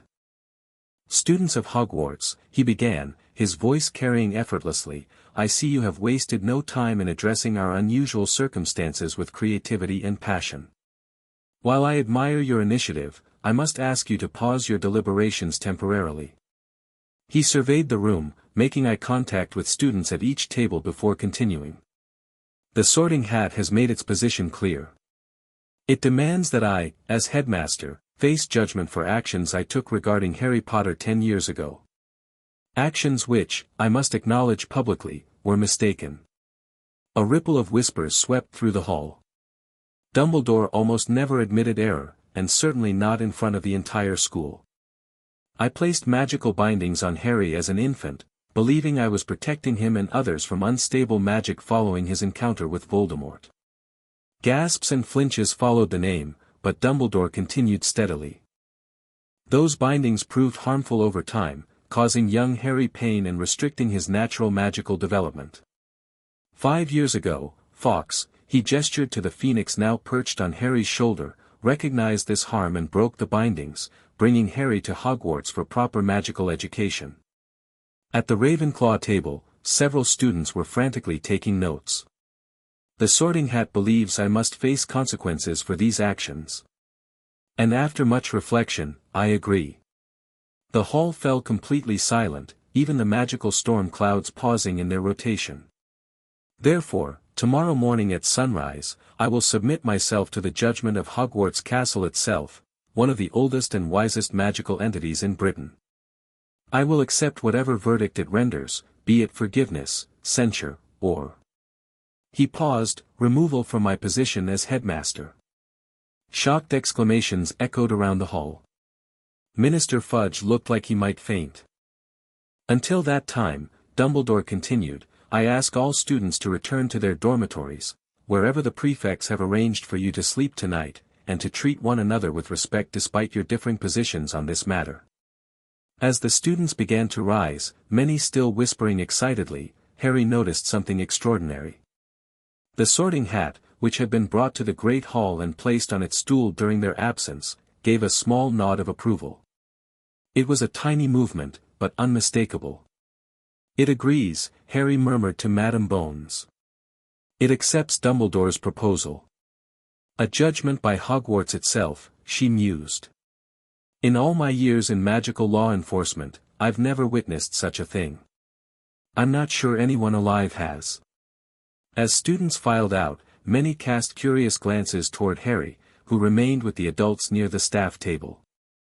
Ron and Hermione both gave him encouraging waves, while Malfoy's expression was calculating as he departed. "Albus," McGonagall said once the hall had emptied, "what exactly does submitting to Hogwarts' judgment entail? The castle is sentient in its way, yes, but it has no voice, no defined method of rendering judgment." "Ah, but it does," Dumbledore replied. Through its avatars. Avatars? Fudge echoed. The Sorting Hat, Dumbledore explained. Fawkes. The Room of Requirement. These are not merely magical objects or creatures associated with Hogwarts, they are extensions of the castle's fundamental magic, ways through which it expresses its will. And how will this judgment be conducted? Crouch asked skeptically. At sunrise, I will stand in the center of the Great Hall and open myself completely to the castle's magic. No shields, no defenses. I will allow it to assess me as thoroughly as the Sorting Hat assesses students upon their arrival. Is that safe? Harry asked, genuinely concerned despite everything. Dumbledore smiled gently at him. Your concern does you credit, Harry. I believe it will not harm me physically. Hogwarts has always protected those within its walls. But it may be uncomfortable to be so thoroughly examined by magic so ancient and powerful. And afterward? Bones pressed. Afterward, we shall see, Dumbledore replied simply. The castle will make its judgment known, one way or another. And I will abide by it. This is highly irregular, Fudge protested weakly. These are highly irregular circumstances, Minister, Dumbledore countered. Now, I believe we could all use some rest before tomorrow's events. Minerva, would you escort our guests to suitable accommodations? Harry, a moment, if you please. As the others departed, Harry remained behind with Dumbledore in the now empty Great Hall, Fawkes still perched on his shoulder. Are you nervous? Harry asked once they were alone. Terrified, Dumbledore admitted with surprising candor. Though not of punishment. I am afraid of seeing myself as I truly am, reflected in magic so pure and ancient. Harry nodded, understanding better than most. When Fawkes broke the bindings, it was painful, but afterward I felt, more myself than I ever had. Like I could finally breathe properly. A apt description. Dumbledore gazed up at the still swirling ceiling. Harry, whatever happens tomorrow, I want you to know that I am truly sorry for the pain my actions caused you. I believed I was acting for the greater good, but I failed to consider the individual cost. I know, Harry said quietly. I've had 5 years to understand why you did it. I don't agree with what you did, but I understand you were trying to protect people. The hardest lesson of a long life, Dumbledore sighed, is that good intentions do not excuse harmful actions. They stood in companionable silence for a moment, watching the magical storm clouds above. Professor? Harry finally asked. What did you mean earlier, about a fragment of Voldemort's magic attaching to mine? Dumbledore hesitated, clearly weighing his words. That is a discussion for another time, Harry. After tomorrow's resolution. But I promise you this, no more secrets about your own life and magic. You have earned that right. Harry accepted this with a nod. 5 years of living at Hogwarts had taught him patience, if nothing else. You should rest, Dumbledore advised. Tomorrow will be momentous for all of us. As Harry turned to leave, Fawkes suddenly launched from his shoulder and glided to Dumbledore, landing lightly on the old wizard's arm. They regarded each other for a long moment, communing in that silent language developed over decades of companionship. Yes, old friend, Dumbledore murmured. I understand. Fawkes trilled once, gently, then returned to Harry. What did he say? Harry asked. That he has not abandoned me, Dumbledore replied, a hint of moisture in his eyes. Merely expanded his circle of care to include you. And that tomorrow, he will ensure the judgment is fair. Harry nodded, oddly moved by this exchange. Good night, Professor. Good night, Harry. Sleep well. But sleep proved elusive for most of Hogwarts that night. In hastily rearranged dormitories across the castle, students whispered theories and predictions about the coming judgment. In guest quarters, ministry officials drafted contingency plans and press statements.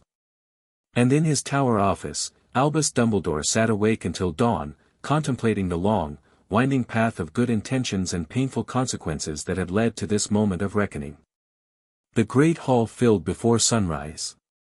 Despite the early hour, no student wanted to miss what promised to be a historic event. They gathered in their new, self-organized factions, though the mood was more solemn than factious now. Harry sat with Ron and Hermione at what had been the Gryffindor table, now populated by students from all houses who believed most strongly in direct justice.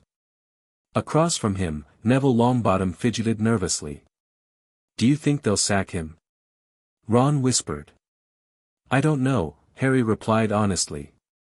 "I don't even know how the castle will communicate its judgment." "Fascinating, isn't it?" Hermione said, her academic enthusiasm apparently overcoming the gravity of the situation. "The idea that Hogwarts itself might have agency. It contradicts everything in Hogwarts, a history, which describes the castle's magic as passive and protective rather than evaluative." "Maybe the books don't know everything," Harry suggested gently. Hermione looked scandalized but thoughtful. At the entrance to the hall, Minister Fudge stood with Madame Bones, Crouch, and several other officials Harry didn't recognize. The entire Hogwarts staff lined the wall behind the high table, expressions ranging from McGonagall's tightly controlled concern to Snape's inscrutable mask to Hagrid's open worry.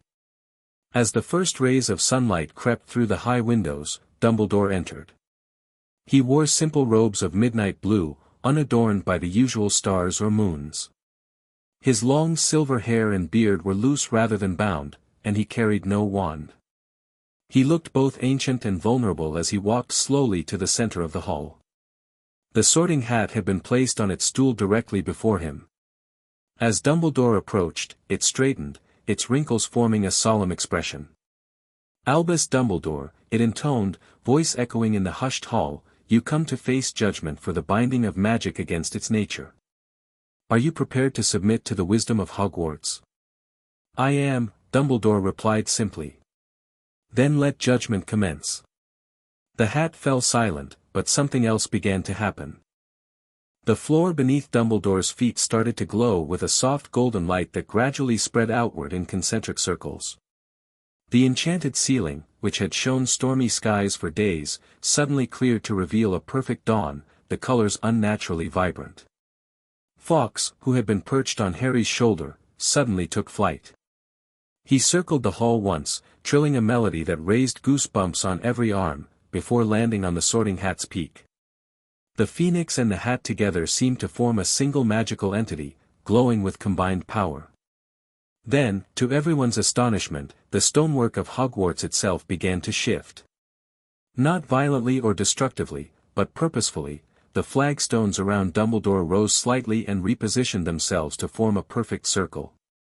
The walls seemed to lean inward, as if the castle were focusing its attention on this central point. Dumbledore stood motionless, eyes closed, as tendrils of golden light rose from the floor to surround him. The light pulsed rhythmically, like a heartbeat, growing brighter with each pulse until it was almost blinding. Students and staff shielded their eyes, yet couldn't look away. The magic in the air was palpable, ancient, powerful, and undeniably aware. And then, Dumbledore began to speak, though his lips didn't move. His voice seemed to come from everywhere at once, resonating through the stone itself. "I see now," the voice echoed. "I see the child in pain. I see the bindings tightening. I see good intentions twisted by fear and control. I see the greater good prioritized over individual suffering." The golden light intensified, and Dumbledore physically flinched as if under intense scrutiny. "I see deeper now," the voice continued. "I see the fear of another Tom Riddle. I see the burden of too many secrets. I see the loneliness of power. I see the arrogance of believing one knows best." Tears were now streaming down Dumbledore's face, though his expression remained composed, accepting. "Judgment is rendered," the voice declared. "Albus Dumbledore has erred gravely in the binding of magical nature. The consequences must reflect the transgression." The hall collectively held its breath.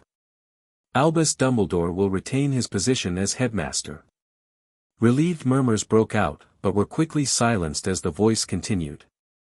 But his magic will be bound as he bound another's, until he has fully understood the pain he caused. 1 year of restriction, to be lifted when true understanding is achieved. Gasps echoed throughout the hall. Magical binding as punishment for a wizard of Dumbledore's stature was unprecedented in modern times. The golden light suddenly contracted, wrapping around Dumbledore in chains of pure magic that sank into his skin before disappearing entirely. He staggered slightly but remained standing. "It is done," the voice declared. Then, in a different tone altogether, younger, more direct, "The sorting will resume now. Students will be called alphabetically, beginning at breakfast." The light faded. The stones returned to their normal positions. Fawkes trilled once more before flying back to Harry. Dumbledore opened his eyes, looking somehow diminished yet unburdened. "Thank you," he said softly, "to the hat, to the castle, to magic itself." The hall erupted in whispered conversations. At the entrance, Fudge looked utterly bewildered, while Amelia Bones's expression was thoughtful, almost approving. "Did that really just happen?" Ron whispered, wide-eyed.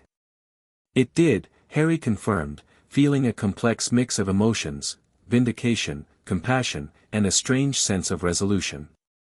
Hogwarts judged him. "But what does it mean, binding his magic?"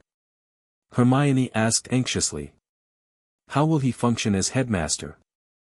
"I expect we'll find out," Harry replied, watching as McGonagall approached Dumbledore, concern evident in her usually stern features. Dumbledore raised his hands for silence, and the hall gradually quieted. "The judgment has been rendered, and I accept it without reservation," he announced, his voice notably weaker than usual.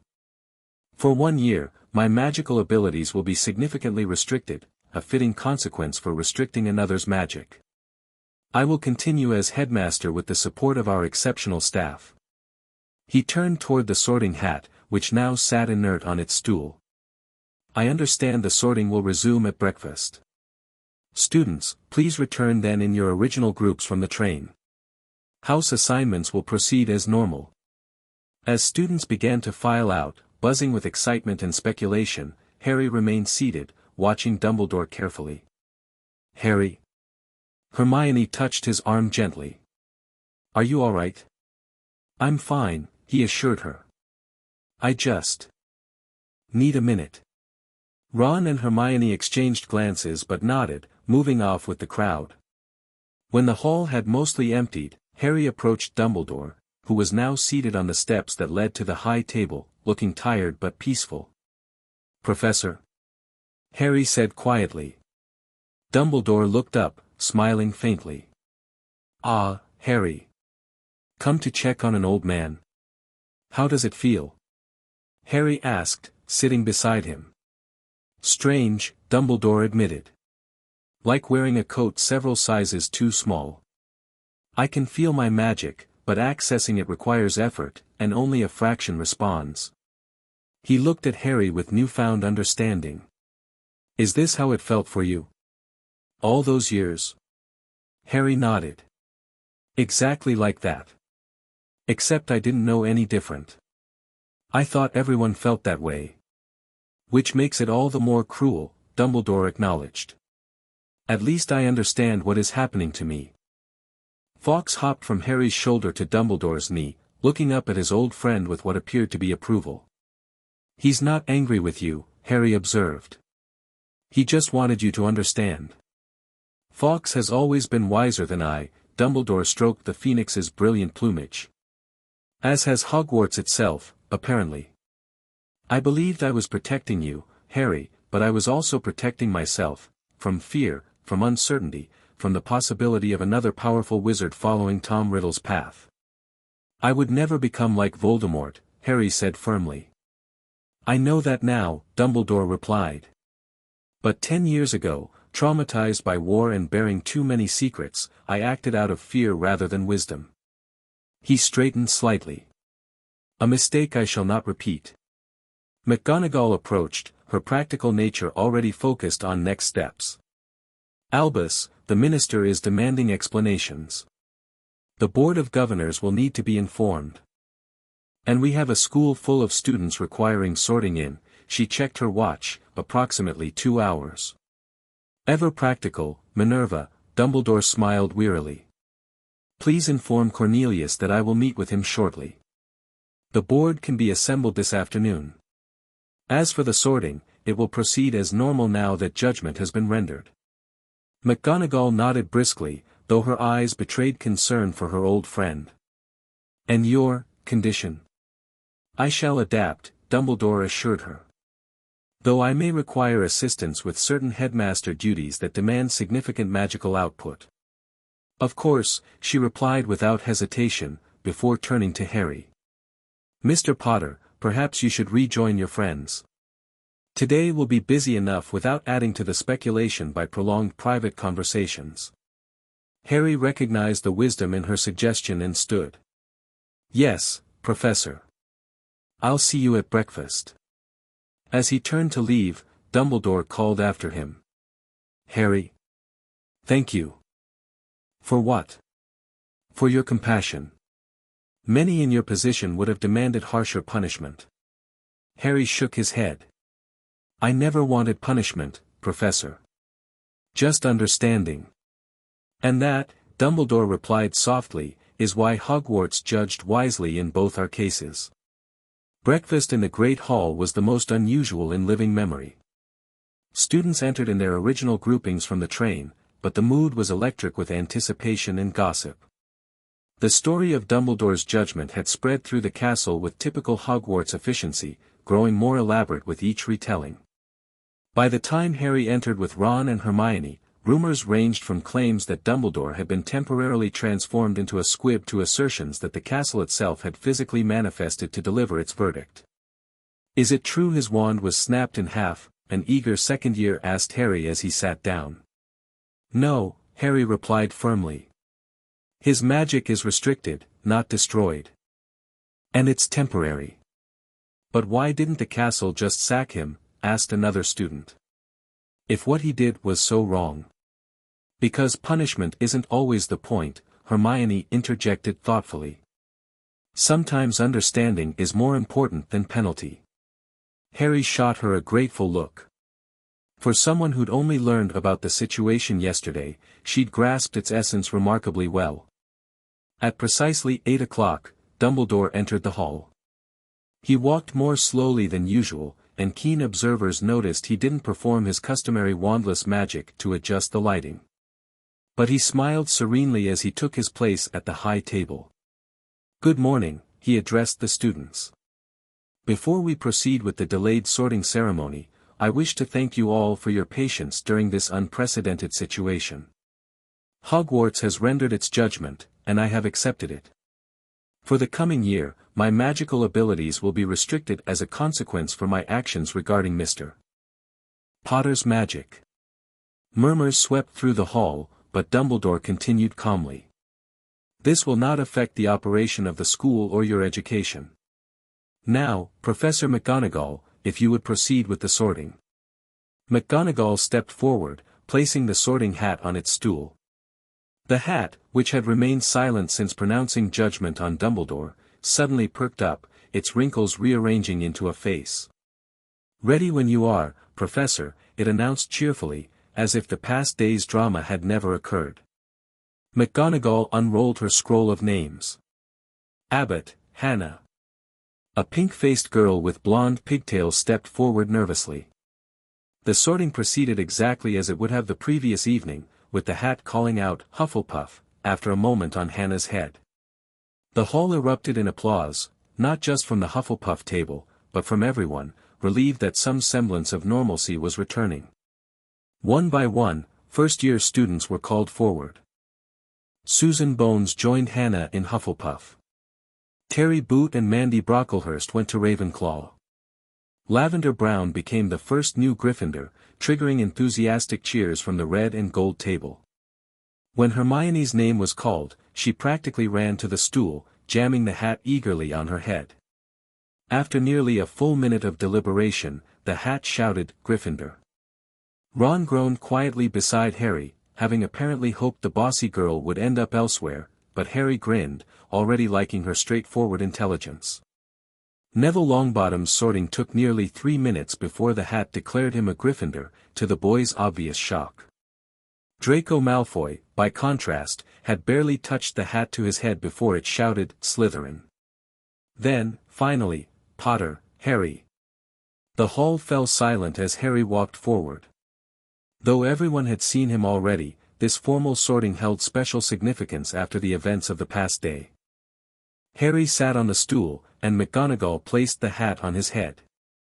Immediately, a small voice spoke in his ear. "Ah, Mr. Potter.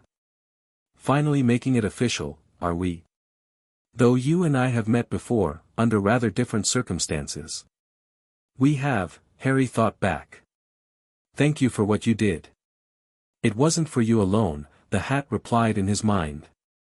"Though your situation was the catalyst. Some principles transcend individual cases. The binding of magic against its nature," Harry quoted. "Precisely. Now, where to put you? You've lived in the castle for 5 years, associating with all houses, learning from all traditions. You have courage in abundance, certainly. But also loyalty, intelligence, and yes, ambition." "I thought you'd just put me in Gryffindor," Harry admitted. "Since that's where I've been staying." "A convenience arrangement, not a formal sorting," the hat corrected. "You have qualities of all 4 houses, Mr. Potter. Unusual, but not unique. The question is where you will truly flourish." The hat fell silent for several seconds, considering. "You know," it finally continued, "Godric Gryffindor himself had a special relationship with phoenixes. Said they embodied the purest form of his house's values, courage, yes, but also rebirth, healing, and standing against darkness. Your bond with Fawkes suggests you might follow a similar path." Before Harry could respond, the hat shouted aloud, "Gryffindor." The Gryffindor table erupted in cheers. Fred and George Weasley began a chant of, "We got Potter. We got Potter," as Harry, grinning, removed the hat and joined his new official housemates. As he sat down between Ron, who had predictably joined him in Gryffindor, and Hermione, Harry caught Dumbledore's eye across the hall. The headmaster raised his goblet slightly in acknowledgement, a gesture Harry returned. Their relationship had been fundamentally altered by recent events, but not severed. Both had learned difficult lessons, Dumbledore about the consequences of controlling magic, Harry about the complexity of justice and forgiveness. "So that's that, then," Ron said, helping himself to more eggs. "Everything back to normal?" "Not exactly," Harry replied, watching as the final students were sorted. "I don't think Hogwarts will ever be quite the same." "Is that a bad thing?" Hermione asked perceptively. Harry considered the question as Blaise Zabini became the final Slytherin, completing the sorting ceremony that had nearly been derailed by magical justice. "No," he said finally. "I think it's exactly as it should be." Above them, the enchanted ceiling showed a perfect blue sky without a cloud in sight. The castle had rendered its judgment, magical autonomy had been affirmed, and a new understanding had been reached. Classes would begin, students would learn, and life at Hogwarts would continue, transformed, but unbroken. But far from Hogwarts, in a forest in Albania, something dark stirred in response to the magical ripples emanating from Britain. The binding and unbinding of powerful magic created echoes, disturbances that could be sensed by those attuned to such things. And as Hogwarts settled into its new equilibrium, these echoes reached a shadow that had once been the greatest dark wizard of the age. It was time, this shadow decided, to begin moving westward. Toward Britain. Toward Hogwarts. Toward Harry Potter. The game had changed, but it was far from over. Chapter 3, Magic Unbound. Autumn sunlight streamed through the tall windows of the Gryffindor common room, painting warm rectangles across the worn carpet where Harry sat cross-legged, eyes closed in concentration. Around him, a dozen small objects, quills, chess pieces, chocolate frog cards, hovered in perfect formation, rotating slowly in concentric circles like a miniature solar system. "That's brilliant, Harry." Ron exclaimed, watching from an armchair. How are you doing that without looking? I can feel where they are, Harry explained without opening his eyes. It's like, knowing where your hands are without seeing them. Hermione looked up from her transfiguration text, analytical gaze studying the floating objects. That's advanced magical awareness. Most wizards need line of sight or at least strong visualization for levitation. 2 months into their first term at Hogwarts, Hermione had quickly established herself as the theoretical counterpart to Harry's practical magical prowess. Where he could perform spells with unusual ease, she could explain the underlying principles with encyclopedic precision. It's cheating is what it is, Ron grumbled good-naturedly. 5 years of private lessons before Hogwarts. The rest of us never stood a chance. Harry smiled, eyes still closed. Not cheating. Just different training. Besides, you're loads better at wizard chess than I'll ever be. Small consolation when Hermione and you are top of every class, Ron sighed dramatically, though there was no real resentment in his voice. He had quickly adjusted to being friends with 2 exceptional students, finding his own niches in strategy games and Quidditch knowledge. With careful concentration, Harry guided the objects back to their places on the table, then opened his eyes. How's the essay coming? Terrible, Ron moaned, gesturing at his barely started potions assignment. Snape wants 15 inches on Moonstone properties, and I've got maybe 3. He's been worse than ever since. He trailed off awkwardly, but they all knew what he meant. Since Dumbledore's judgment, Professor Snape had become increasingly harsh, particularly toward Gryffindors. Many suspected he was compensating for the headmaster's diminished authority by asserting his own more aggressively. Speaking of which, Hermione lowered her voice, though the common room was mostly empty, have you noticed anything strange lately? With the castle, I mean. Harry nodded. He'd been feeling it for weeks, subtle shifts in Hogwarts ambient magic. Staircases moving with greater purpose rather than random mischief. Doors that once required passwords now responding to polite requests. The castle seemed more responsive, somehow. It's not just here, he said quietly.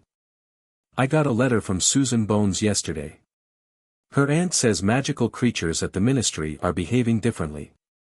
The security trolls demanded better accommodations. The fountain statues rearranged themselves. And the prophet's been full of similar reports, Hermione added. Gringotts goblins renegotiating treaties. Centaurs sending delegations to wizarding villages. Even house elves in some homes just, stopping work until spoken to respectfully. Ron looked between them. You think it's connected to what happened with Dumbledore? With the binding of magic thing? Has to be, Harry replied. The Sorting Hat said binding my magic awakened something that slumbered. I think what happened here was just the beginning. A comfortable silence fell as they considered the implications. Through the window, they could see Dumbledore crossing the grounds, moving with the careful deliberation of someone unused to physical limitations. Without his full magic, the headmaster had taken to walking the castle rather than using flu or apparition, his tall figure becoming a common sight in corridors where he'd rarely ventured before. Do you think he regrets it? Ron asked suddenly. What he did to you, I mean. Harry watched the distant figure pause to examine a flower bed. Yes, he said finally. Not just because of the consequences. I think he genuinely understands now that it was wrong. The question, Hermione said thoughtfully, is whether the rest of the wizarding world will understand too. The great hall buzzed with the particular energy unique to breakfast before a Hogsmeade weekend. Students chatted excitedly about butterbeer, honeydew sweets, and escaping school grounds, while overhead, owls swooped in with the morning mail. Harry, finishing his porridge, was surprised when a sleek ministry owl landed before him, extending a leg bearing an official-looking purple envelope. Around him, several other students, mostly those from prominent wizarding families, received identical correspondence. What is it? Ron asked through a mouthful of sausage. Harry broke the seal and unfolded the parchment. His eyes widened as he read. "It's a summons," he said, voice hushed. "From the Wiesengemot. They're convening a special tribunal on the magical autonomy question, and I'm being called as a primary witness." Hermione leaned forward eagerly. "The magical autonomy question? That must be about the binding of magic and all the changes happening with magical creatures. Says here they're examining the ethical and legal implications of magical binding, suppression, and control in all forms," Harry quoted. "Dumbledore's case is mentioned as the catalyst, but they're looking at everything: house-elf bonds, centaur territory restrictions, even regulations on magical artifacts." "When is it?" Ron asked. "Next Wednesday. I'm excused from classes." Harry glanced up at the staff table, where he noticed McGonagall reading an identical purple letter, her expression grave. Dumbledore's seat was conspicuously empty. Down the table, Neville Longbottom was staring at his own summons with obvious anxiety. "My Gran says this is the biggest Wiesengemot proceeding since the Death Eater trials," he said to no one in particular, voice quavering slightly. "Figures they'd drag Potter into the spotlight again," came Draco Malfoy's drawling voice as he approached their table, his own purple envelope held loosely between two fingers. "Always have to be the center of attention, don't you?" "I didn't ask for any of this, Malfoy," Harry replied evenly. Something like genuine curiosity flickered across Malfoy's pale features. "No, I suppose you didn't," he acknowledged, surprising them all. "My father says this tribunal will divide Wizarding Society like nothing since the war. Old families against progressives. Tradition against reform." His grey eyes fixed on Harry. "Which side do you think will win, Potter?" Before Harry could respond, Hermione interjected. "It's not about winning or sides. It's about establishing ethical principles." Malfoy smirked.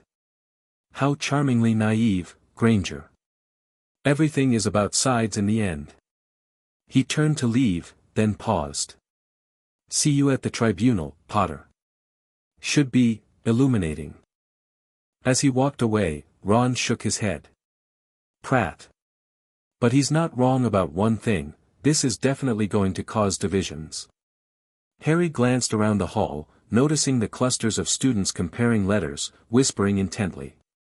Already, lines were being drawn, not just along house affiliations, but along deeper ideological boundaries.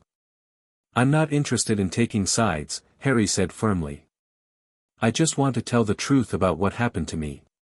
"Sometimes," Hermione replied quietly, "the truth is the most divisive thing of all." The room of requirement had configured itself as a cozy study space, with comfortable armchairs arranged around a crackling fire and bookshelves filled with relevant legal and historical texts. Here, McGonagall had arranged for Harry to prepare for the tribunal, away from the curious eyes and eager questions of his fellow students. "The proceedings will be formal but not hostile," she explained, adjusting her spectacles as she reviewed notes. "You'll be asked to describe your experience with the magical bindings, how they felt, how their removal affected you, and the subsequent developments with your magic." Harry nodded, trying to ignore the knot of anxiety in his stomach. "Will Professor Dumbledore be there?" "Yes, though in a different capacity than you. While you are a witness, the headmaster faces potential censure beyond what Hogwarts has already imposed." McGonagall's expression softened slightly. "He does not resent your testimony, Harry. He has accepted the necessity of this examination." "It's not just about him anymore, is it?" Harry asked, voicing the thought that had been growing in his mind. "This has become something bigger." "Indeed." McGonagall gestured toward the window, where an unusual sight caught Harry's attention. At the edge of the Forbidden Forest, a delegation of centaurs stood in conference with Professor Grubbly-Plank and Hagrid. Such open interaction was unprecedented in Harry's memory. "The centaurs have requested formal recognition of their forest territories and magical rights," McGonagall explained. "They cite your case as evidence of a fundamental shift in magical ethics." "But I'm just one person," Harry protested. "Why would what happened to me change everything?" "Because, Mr. Potter, came Dumbledore's voice as he entered the room, moving with the careful deliberation that had become his hallmark since the binding of his magic. You provided the catalyst for a question that has been simmering beneath the surface of our society for centuries. Does magic itself have intrinsic rights that wizards must respect? Fawkes, who had been perched quietly by the fire, trilled a greeting to his former companion. Though still bonded primarily to Harry, the Phoenix had maintained a respectful relationship with Dumbledore throughout the headmaster's period of magical restriction. Sir, Harry acknowledged, still not entirely comfortable with Dumbledore despite their improved understanding. I didn't expect you. Minerva thought, and I agreed, that my perspective might be valuable as you prepare for the tribunal. Dumbledore settled into an armchair with a slight wince. The experience of having one's magic bound is, uniquely educational. Harry studied the old wizard carefully. Dumbledore had aged visibly in the 2 months since his judgment.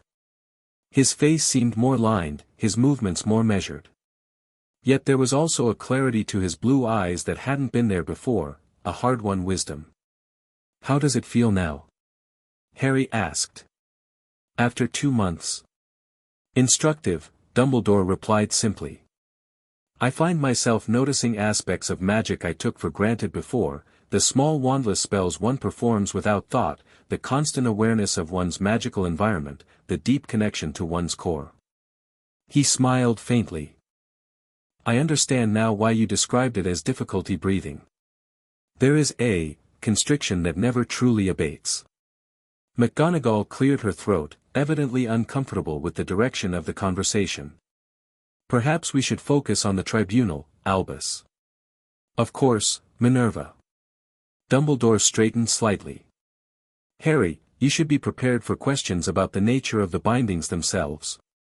Some members of the Wizengamot, particularly those from older, traditional families, may suggest that magical binding is sometimes necessary and beneficial. Like the Malfoys? Harry guessed. Among others. Lucius Malfoy represents a faction that believes in strict hierarchies of magical authority, wizards above magical creatures, ministry above individual wizards, tradition above innovation. And you'll be there defending your actions? Harry asked, unable to keep a note of challenge from his voice. No, Dumbledore replied, surprising him.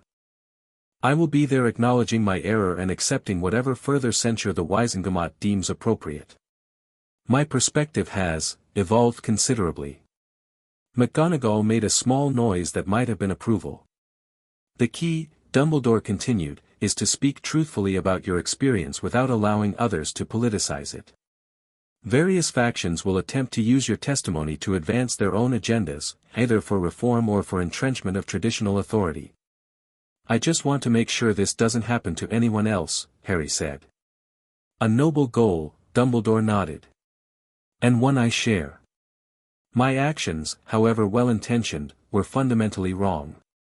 Magic that is bound against its nature becomes distorted. As if in response to his words, the castle around them seemed to pulse with awareness. The fire brightened momentarily, the walls creaked in what almost sounded like agreement. The castle is more alive than ever, Harry observed. More conscious. Yes, Dumbledore confirmed.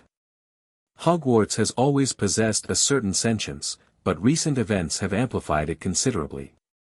The same phenomenon is occurring throughout Britain, magical locations and objects exhibiting increased awareness and agency. Professor Flitwick's classroom chairs refused to allow a student to sit who had been bullying a first year, McGonagall added. The suits of armor repositioned themselves to create shortcuts for students running late to class. Small things, but significant in their implications. Which brings us back to the central question the tribunal will address, Dumbledore said. Does magic itself possess rights that wizards must respect? And if so, what are the limits of our authority to bind, direct, or control it? Harry considered this carefully. I think magic wants to be respected, not controlled. When I work with my magic now, it feels like partnership rather than command. The spells work better that way. Precisely, Dumbledore's eyes twinkled with something like pride. A profound insight, Harry. One that many wizards twice your age have yet to grasp. McGonagall checked her watch. We should continue this tomorrow. Mr. Potter has Quidditch practice in 20 minutes. As they gathered their materials, Dumbledore motioned Harry to stay behind momentarily. When McGonagall had departed, he fixed Harry with a serious gaze. There is another matter you should be aware of before the tribunal. One that concerns both of us deeply. Harry tensed, recognizing the gravity in Dumbledore's tone. You once asked about what I meant regarding a fragment of Voldemort's magic attaching to yours, Dumbledore continued. I promised to explain after the judgment was rendered. Events overtook us, but the tribunal will likely raise questions that touch upon this matter. What is it? Harry asked, apprehension growing. When Fawkes broke the bindings I placed on you, Dumbledore explained carefully, he did more than release your natural magic. He also severed a parasitic connection, a fragment of Voldemort's soul that had attached itself to you the night he tried to kill you. Harry stared, momentarily speechless. A piece of Voldemort was, inside me? Yes. What I originally interpreted as magical instability was actually the influence of this soul fragment. The bindings were containing it along with your natural magic, though I did not fully understand this at the time. And when Fawkes broke the bindings, his tears and fire burned away the fragment completely. Dumbledore's expression was solemn. Phoenix fire is one of the few substances capable of destroying such dark magic. The pain you felt was not only from your magic being unbound, but from the soul fragment being destroyed. Harry touched his scar unconsciously. Is that why it hasn't hurt since then? My scar used to burn sometimes, but it stopped after Fawkes came. Precisely. Your connection to Voldemort was severed permanently. Why are you telling me this now? Because questions may arise at the tribunal about why I believed binding your magic was necessary. The full truth involves Voldemort's darkest secrets, information too dangerous to share widely. But you deserve to know the reality of what happened to you.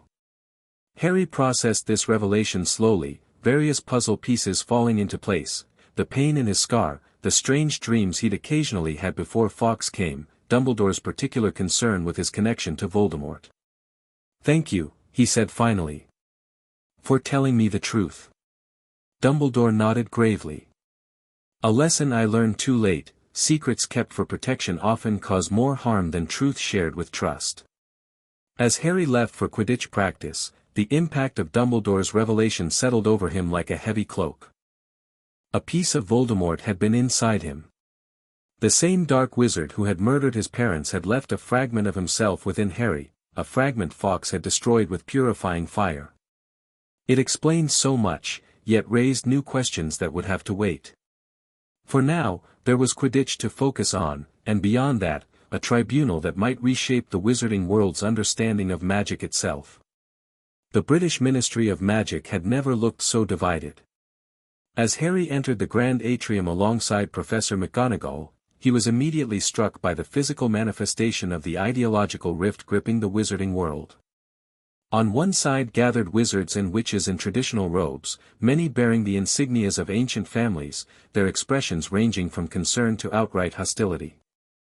On the opposite side stood a more diverse group, younger wizards, representatives from magical beings including goblins and house elves, and even a centaur delegation permitted inside the ministry for the first time in centuries. Between these factions, Aurors maintained a cautious buffer zone, their crimson robes forming a neutral barrier in the increasingly polarized space. Stay close, McGonagall murmured as they navigated toward the elevators. And remember, you are here as a witness to your own experience, not as a symbol for either faction. Harry nodded, though he doubted the distinction would matter to many present. Whether he wished it or not, he had become the face of a movement challenging fundamental assumptions about magical authority. The lift descended to level 10, where the Wizengamot chambers awaited. The ancient courtroom had been expanded for the occasion, with additional seating for the unprecedented public interest in the proceedings. At the center stood a single chair, not the chained throne used for criminal trials, but a dignified witness seat positioned to face the full Wizengamot. Members of the Wizard High Court filed in wearing plum-colored robes embroidered with silver W's. Harry recognized some from photographs or previous encounters: Augusta Longbottom, Neville's formidable grandmother; Amelia Bones, Susan's aunt, looking stern but fair; and to Harry's displeasure, Lucius Malfoy, his pale eyes calculating as he took his seat among the 50 judges. Minister Fudge entered last, looking distinctly uncomfortable as he took the Chief Warlock's position, a role temporarily reassigned from Dumbledore due to his central involvement in the case. "Order," Fudge called, his voice magically amplified. "This special tribunal of the Wizengamot is now in session." The murmuring crowd fell silent. "We convene today to examine what has become known as the magical autonomy question," Fudge continued, reading carefully from prepared notes. "Specifically, the ethical and legal implications of binding or restricting magic against its nature. While catalyzed by recent events at Hogwarts School of Witchcraft and Wizardry, this tribunal will consider broader applications and principles." Harry spotted Dumbledore sitting quietly in a side gallery, looking smaller without his usual colorful robes. Today he wore simple gray, his demeanor one of quiet acceptance. "Our first witness," Fudge announced, "Mr. Harry James Potter." A path cleared through the crowd as Harry walked forward, acutely aware of hundreds of eyes tracking his movement. He took his seat at the center of the chamber, facing the full assembly. Amelia Bones rose to conduct the initial questioning. "Mr. Potter, please describe, in your own words, your experience with magical binding and its subsequent removal." Harry took a deep breath, centering himself as McGonagall had taught him. "When I was 15 months old, after Voldemort's attack," a collective flinch rippled through the chamber at the name, "Professor Dumbledore placed magical bindings on my core. I lived with these bindings for 5 years without understanding what they were." "And how did these bindings feel?" Madame Bones asked. "Like chains wrapped too tight around something inside me," Harry explained. "They caused constant pain, but since I'd never known anything different, I thought that was normal. As I grew, they became more restrictive rather than expanding with me." "And the removal of these bindings?" "When I was 6, Fawkes, Professor Dumbledore's phoenix at the time, found me. He somehow sensed the bindings and used his tears and burning day magic to break them. It was painful but liberating. Afterward, I could feel my magic properly for the first time." The questioning continued methodically, with different Wizengamot members addressing specific aspects of Harry's experience. He described the immediate aftermath, his education at Hogwarts, and the gradual development of his magical abilities without the restrictions. Then Lucius Malfoy rose, his voice smooth as silk. "Mr. Potter, would you say your magic was dangerous when first unbound?" "Unstable, perhaps." Harry considered the question carefully, recognizing the trap. "It was powerful but not dangerous when properly guided. Like any child's accidental magic, it responded to emotions, just on a larger scale." "And do you believe all magical children should have unfettered access to their full power, regardless of stability or control?" Malfoy pressed. "I believe magical binding should never be used as a first response," Harry replied. "There are better ways to teach control than suppression." Malfoy's eyes narrowed slightly. "Even if that magic presents a danger to others? To the statute of secrecy itself?" There was another way forward, a new voice interrupted. Albus Dumbledore had risen from his seat, addressing the chamber. "And that is precisely why we are here today. I chose binding when I should have chosen guidance. Suppression when I should have offered support. It was a fundamental error of both ethics and magical understanding." Fudge banged his gavel. "Professor Dumbledore, you will be called to testify in turn. Please refrain from interrupting." Dumbledore bowed slightly and retook his seat. The questioning resumed, with Harry carefully navigating increasingly political inquiries. Some Wizengamot members clearly sought to use his testimony to argue for greater regulation of magical beings and artifacts, while others pushed for a complete re-evaluation of wizard authority. After nearly 2 hours, Harry was finally excused. As he returned to sit beside McGonagall, Dumbledore was called to the witness chair. The former chief warlock moved slowly, the restriction on his magic evident in his careful gait. Yet he carried himself with dignity as he faced his peers.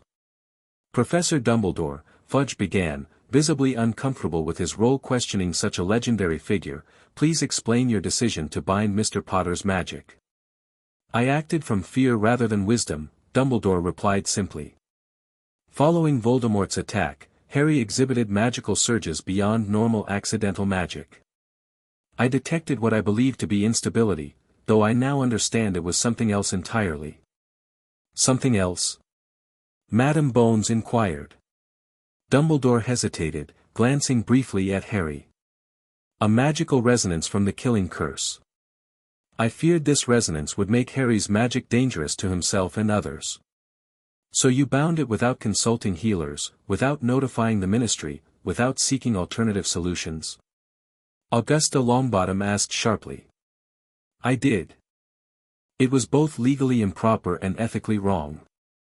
In my arrogance, I believed I alone understood the situation's gravity. I was mistaken."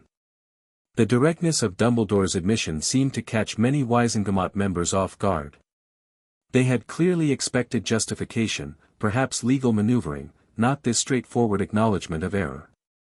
"And how has your own experience with restricted magic affected your perspective?" Amelia Bones asked. "Profoundly," Dumbledore replied.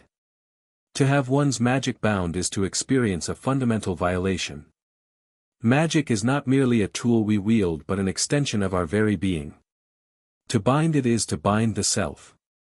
Yet we bind the magic of criminals," Lucius Malfoy pointed out. "We restrict dangerous creatures. We regulate magical artifacts. Are you suggesting all such controls are unethical?" "I am suggesting," Dumbledore answered carefully, "that we have been too cavalier in our assumption of absolute authority over magic. That perhaps magic itself has a nature we are obligated to respect." "Preposterous," muttered an elderly wizard near Malfoy. "Magic is a force to be directed, not a being with rights." "Is it, though?" Dumbledore countered. "Consider the evidence before us. The Sorting Hats Rebellion. Hogwarts castles increased sentience. Magical creatures across Britain asserting autonomy. Enchanted objects demonstrating unprecedented agency. Are these merely coincidences, or are they manifestations of a fundamental magical principle we have overlooked?" Before anyone could respond, a disturbance from the public gallery drew all eyes. A house elf, one Harry recognized as working in the Hogwarts kitchens, had stood up on his bench. "Dobby has something to say," the elf declared, his high voice cutting through the stunned silence. "Order." Fudge banged his gavel frantically. "Creatures are not permitted to address the Wizengamot. That is precisely the issue at hand, is it not?" Dumbledore observed mildly. "Who has the right to speak for magic?" "Let him speak," Harry called out, rising from his seat. "If this tribunal is truly about magical autonomy, then all magical beings should be heard." A murmur of agreement rose from one side of the chamber, while protests erupted from the other. "This is highly irregular," Fudge sputtered, but Amelia Bones had already raised her hand for silence. "The purpose of this tribunal is to examine fundamental questions about magic's nature," she said firmly. "It would be inconsistent to silence magical perspectives. I move that we hear what the elf has to say." After a brief, contentious vote, the motion passed narrowly. Dobby stepped forward, ears quivering with emotion. "Dobby feels it too," he said simply. "All house elves feel it. Magic is waking up. Magic wants freedom to flow properly. Not just for wizards, but for all magical beings. Even for objects. Even for places. And what would you have us do with this information?" Lucius Malfoy asked, his tone barely concealing his disdain. "Magic wants partnership, not mastery," Dobby replied, his large eyes unflinching despite his former master's glare. "Dobby thinks wizards must learn to ask, not command. This simple statement seemed to crystallize something in the chamber. The division between factions became visually apparent as members of the Wisengamot shifted in their seats, some nodding in agreement, others scowling in rejection. "Thank you, Dobby," Amelia Bones said formally, according the alpha respect rarely shown to his kind. "Your perspective is noted." The proceedings continued with testimony from magical law experts, healers, and scholars of magical theory. Each contribution further illuminated the central tension: was magic a tool to be controlled, or a force with its own integrity to be respected? By late afternoon, as the tribunal prepared to deliberate, Harry felt a strange sensation, a subtle vibration in the air, a gathering of magical presence. Beside him, McGonagall stiffened, clearly sensing it too. "Something's happening," Harry whispered. The sensation grew stronger. Objects throughout the chamber began to tremble slightly: quills, parchments, even the heavy carved benches of the Wisengamot. "What is the meaning of this?" Fudge demanded, looking around wildly as his gavel floated gently upward from his hand. "Magic is responding," Dumbledore said softly from the witness chair, his blue eyes widening with wonder. "Just as it did at Hogwarts." Throughout the chamber, magical artifacts began to glow with inner light: the enchanted scales of justice, the self-inking quills, the magical lamps, even the wands in wizards' holsters. The magic was not violent or destructive, it was simply present, asserting itself with undeniable clarity. Then, to everyone's astonishment, the golden statues from the Ministry's fountain processed into the chamber, the wizard, witch, centaur, goblin, and house elf moving with deliberate purpose. They arranged themselves in the center of the room, forming a perfect circle. The golden wizard spoke, its voice resonating like metal striking metal: "We have been shaped to show harmony, yet made to display hierarchy. Like magic itself, our form has been bound to wizard perception rather than magical truth." The golden witch continued, "For centuries, we have stood as symbols while the reality diverged. Now, as magic awakens to itself, we can stand silent no longer." One by one, each statue spoke, voicing perspectives long silenced in wizarding governance. When they finished, the 5 golden figures joined hands, their circle complete and equal. "Behold the true face of magical harmony," they spoke in unison. "Not dominance, but partnership. Not control, but respect. Not binding, but covenant." The golden light spread from the statues, washing over the entire chamber in a wave of warm illumination. Where it touched, it left a tangible sense of connection: wizard to witch, magical being to magical artifact, all temporarily united in a web of mutual magical recognition. When the light faded, the statues had returned to their original poses, but their arrangement had changed subtly. No longer was the wizard elevated above the others, now all 5 stood on equal footing, their golden faces transformed from vacant beauty to distinct individuality. Silence gripped the chamber as the import of what they'd witnessed settled over the assembly. This was no mere magical curiosity or temporary phenomenon. This was a fundamental shift in magical reality asserting itself through the very symbols the Ministry had created. Lucius Malfoy was the first to recover his voice. "Parlor tricks and sentimentality," he declared, though his usual confidence seemed forced. "Magical artifacts occasionally develop semisentience. This proves nothing about the fundamental nature of magic. Doesn't it?" Augusta Longbottom countered sharply. "First Hogwarts, now the Ministry itself. Magic is speaking to us, Lucius, whether you choose to listen or not." The Wisengamot erupted in debate, the demonstration having pushed many previously undecided members toward recognition of magical autonomy as a principle. Amelia Bones raised her wand, shooting purple sparks for attention. "Clearly," she said once order was restored, "we have witnessed something profound today. I move that we adjourn to consider what we have seen and reconvene tomorrow for deliberation."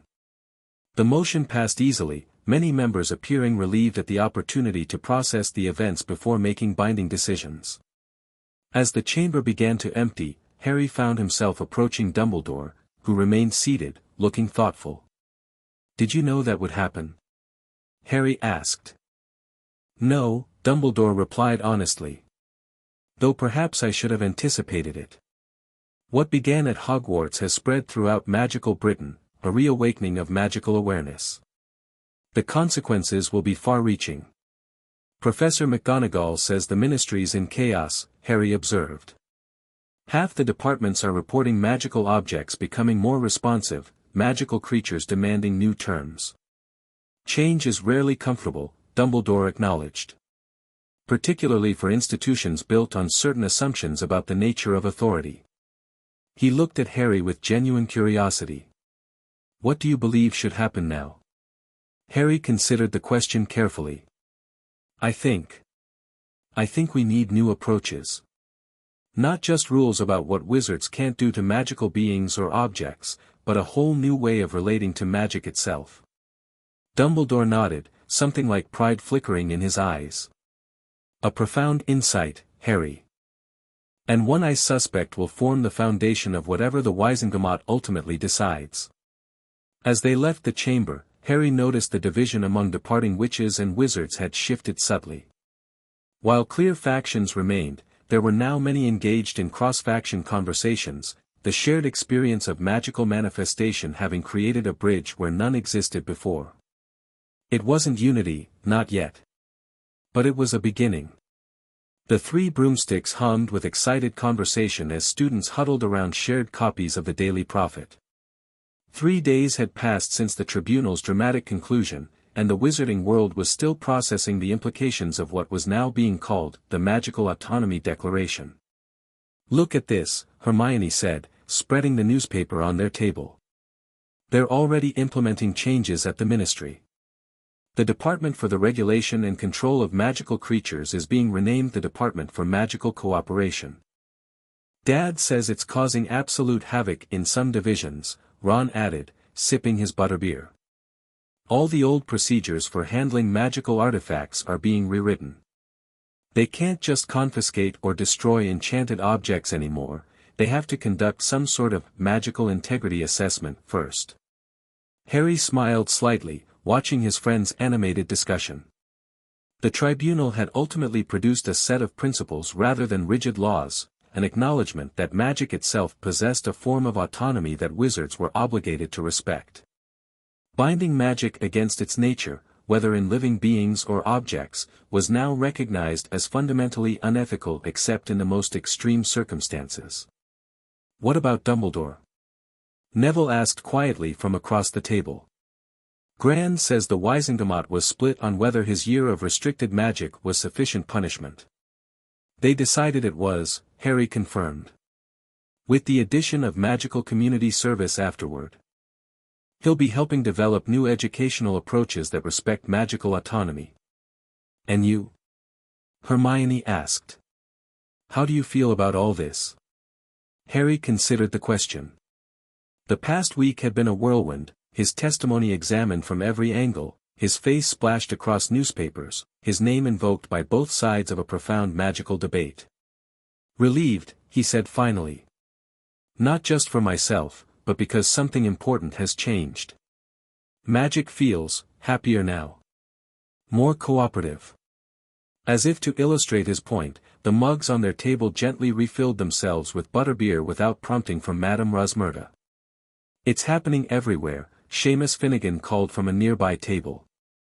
Me ma'am says the family clock actually argues with her now if she's running late. Politely, mind you, but it definitely has opinions. Laughter rippled through the pub, followed by a dozen similar anecdotes, enchanted objects showing newfound personality, magical creatures initiating conversations, spells working more effectively when cast respectfully rather than commanded. Harry listened to it all with a sense of quiet satisfaction. The wizarding world was changing, and while the process wasn't without conflict, it felt fundamentally right, like magic itself was finding its proper balance. A flash of crimson by the window caught his attention as Fawkes landed on the sill outside, peering in at him. Harry excused himself and stepped out into the crisp November air. Hello there, he greeted the phoenix, who trilled softly in response. Checking up on me? Fawkes nodded, his intelligent eyes conveying more than simple acknowledgement. I'm doing well, Harry assured him. It's been intense, but good. Important. The phoenix extended his wings slightly, revealing a small scroll tied to his leg. Harry carefully removed it, recognizing Dumbledore's handwriting on the parchment. Harry, if convenient, I would welcome your company this evening. There are matters regarding your future magical education we should discuss, particularly in light of recent developments. The password is magical autonomy. Yours sincerely, Albus Dumbledore. I'll be there, Harry told Fawkes, who trilled once more before taking flight, a streak of living flame against the grey November sky. Harry watched him go, marveling at how much had changed in 5 years. From a confused, magically bound 6-year-old living in a cupboard, to an 11-year-old at the center of a magical revolution, life had taken unexpected turns, to say the least. Yet through it all, Fawkes's intervention, the years at Hogwarts, the Sorting Hat's rebellion, and now the tribunal, there had been a sense of rightness, of magic finding its proper course after long constraint. As he turned to rejoin his friends in the pub, Harry felt a sudden awareness of the magic flowing around him, in the enchanted buildings of Hogsmeade, in the distant presence of Hogwarts Castle, in the wands and artifacts carried by passing witches and wizards. But unlike before, when such awareness had felt overwhelming, now it simply felt like being part of a vast, intricate conversation, magic speaking to magic in a language beyond words. He belonged to this conversation now. Not as its center or its master, but as a participant in something ancient and newly awakened. Whatever challenges lay ahead, and he harbored no illusions that all would be smooth sailing, magic itself had become an ally rather than a tool. And that, Harry reflected as he stepped back into the warmth of the 3 broomsticks, made all the difference. Dumbledore's office felt different. It wasn't just the rearrangement of furniture or the absence of several silver instruments that had previously whirred and puffed on various shelves. There was a fundamental shift in the room's magical atmosphere, less controlled, more collaborative. The headmaster greeted Harry with a warm smile, gesturing to an armchair near the fire. Thank you for coming, Harry. Tea? Yes, please. Harry noticed that Dumbledore prepared it manually rather than using magic, a small but significant indicator of his continued magical restriction. I understand the House Cup competition has taken an interesting turn, Dumbledore remarked as he served the tea. Something about the hourglasses developing opinions on point allocations? Harry grinned. They've started adjusting unfair point deductions and awards. Professor Snape was furious when the Slytherin hourglass returned 20 points he'd taken from Gryffindor for excessive breathing. Indeed. Dumbledore's eyes twinkled with amusement. The castle continues to express its newfound awareness in creative ways. Though I suspect Severus will adapt, in time. They sipped their tea in companionable silence for a moment before Dumbledore set his cup aside, his expression growing more serious. Harry, I asked you here to discuss several matters concerning your magical education. Recent events have highlighted certain, unique aspects of your magical development that deserve special attention. Because of my unbound magic? Harry asked. Partly, yes.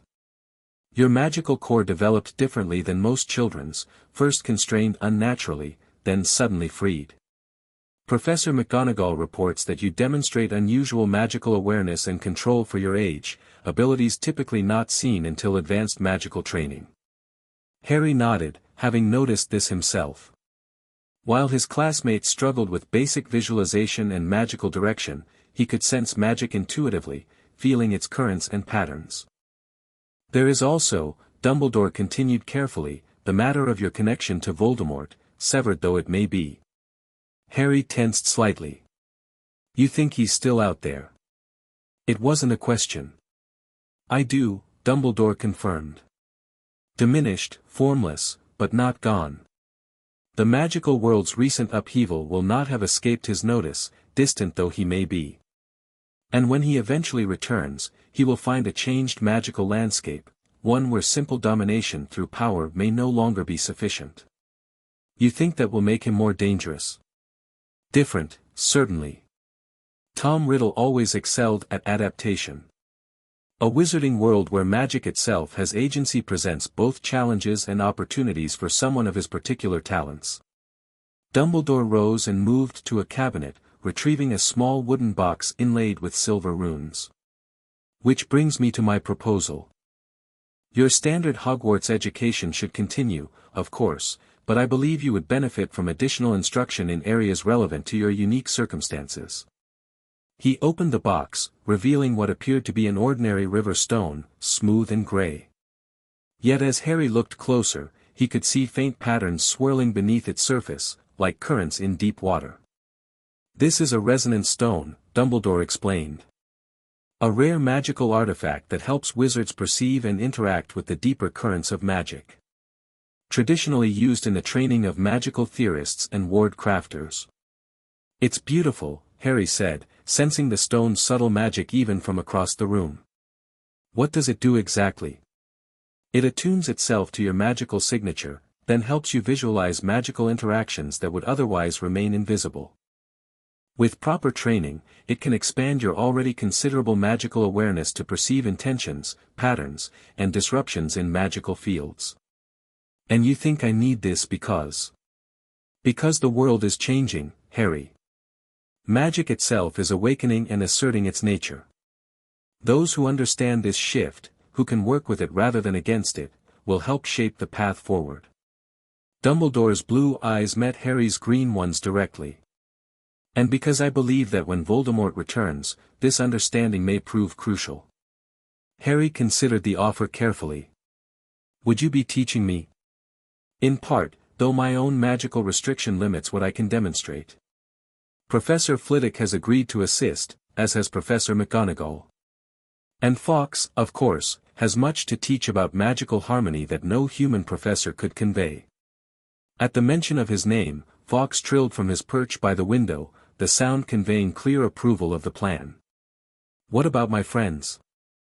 Harry asked. Ron and Hermione. Miss Granger's analytical mind would certainly benefit from magical theory studies, while Mr. Weasley's strategic thinking offers its own advantages.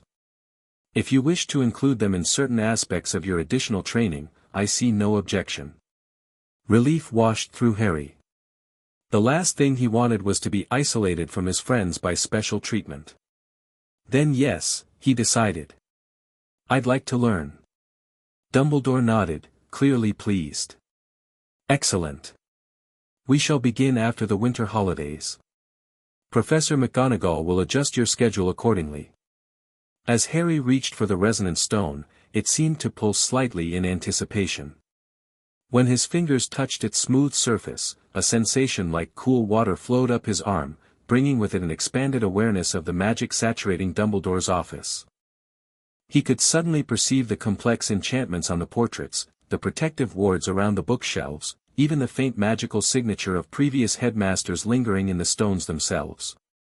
Remarkable, he breathed, carefully returning the stone to its box. It's like seeing with new eyes. Indeed. The stone offers a glimpse of magic's true nature, not as separate spells and enchantments, but as an interconnected web of purpose and intention. As Dumbledore closed the box, his expression grew contemplative. There is one more matter, Harry. The Wisengamot's declaration on magical autonomy has reopened questions about your guardian arrangements. What do you mean? Your placement with the Dursleys was always problematic, even before recent events. With the new emphasis on magical consent and autonomy, the Ministry has suggested that you should have greater say in where and how you live. Harry straightened, immediately alert. I don't have to go back to the Dursleys. Not if you choose otherwise. There are several options now available: magical families willing to become your guardians, a supervised residence at Hogwarts during holidays, even a magical property held in trust for you that could be made habitable with proper wards. I don't know what to say. The possibility of never returning to Privet Drive was almost too wonderful to process immediately. You need not decide today, Dumbledore assured him. Consider your options carefully. We can discuss specific arrangements after the winter holidays. Harry nodded, mind already racing with possibilities. A real home, with people who understood and accepted magic. Or perhaps a place of his own, where Fawkes and he could simply be themselves without fear or constraint. "Thank you," he said, the words feeling inadequate for the gift of choice he'd been given. "No thanks are needed," Dumbledore replied gently. "It is the least of the restitution owed for past errors." As their meeting concluded and Harry prepared to leave, Dumbledore called him back with one final thought. "Harry.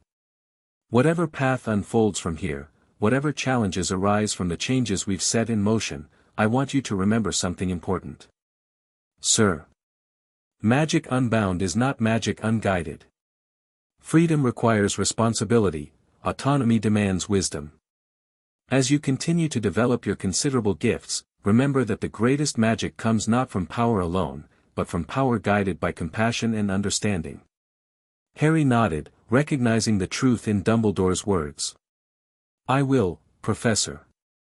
As he descended the spiral staircase with Fawkes gliding beside him, Harry felt a sense of possibility stretching before him. The magical world was transforming, old hierarchies giving way to new partnerships, rigid traditions bending to accommodate awakened awareness. And he, the boy whose magical binding had catalyzed this revolution, found himself not at its center but within its current, carried forward by forces larger than any individual wizard. Magic unbound. Not just his own, but magic everywhere, finding its voice after centuries of constraint. Whatever came next, whether the prophesied return of Voldemort, the continuing evolution of magical society, or simply the everyday challenges of growing up in extraordinary circumstances, Harry knew that magic itself had become an active participant rather than a passive tool. And that, perhaps, would make all the difference in the struggles to come. Miles away, in a remote Albanian forest, a shadow stirred. Once, it had been the most feared wizard in Britain, Lord Voldemort, master of the dark arts, terror of the wizarding world. Now it existed as little more than vapor and will, a fragment of its former power. Yet even in this diminished state, it could sense the magical disturbances emanating from Britain. Something fundamental had changed, a shift in the very fabric of magical reality. The old hierarchies of power were being questioned, magic itself seemingly awakening to new awareness. Most concerning of all, the boy, Harry Potter, stood at the nexus of these changes. The connection that should have linked them, that should have given him access to the boy's mind, had vanished years ago, severed completely by Phoenix fire. But there were other connections, other paths to power. If magic itself was transforming, then perhaps older, deeper magics might respond as well, magics the modern wizarding world had forgotten or forbidden. The shadow that had once been Lord Voldemort gathered what remained of its strength and began to move westward, toward Britain. Toward new possibilities in a changing magical landscape. Toward Harry Potter. The game had indeed changed. But it was far from over. The end. Thank you for watching this video. Please be sure to subscribe to our channel and like this video.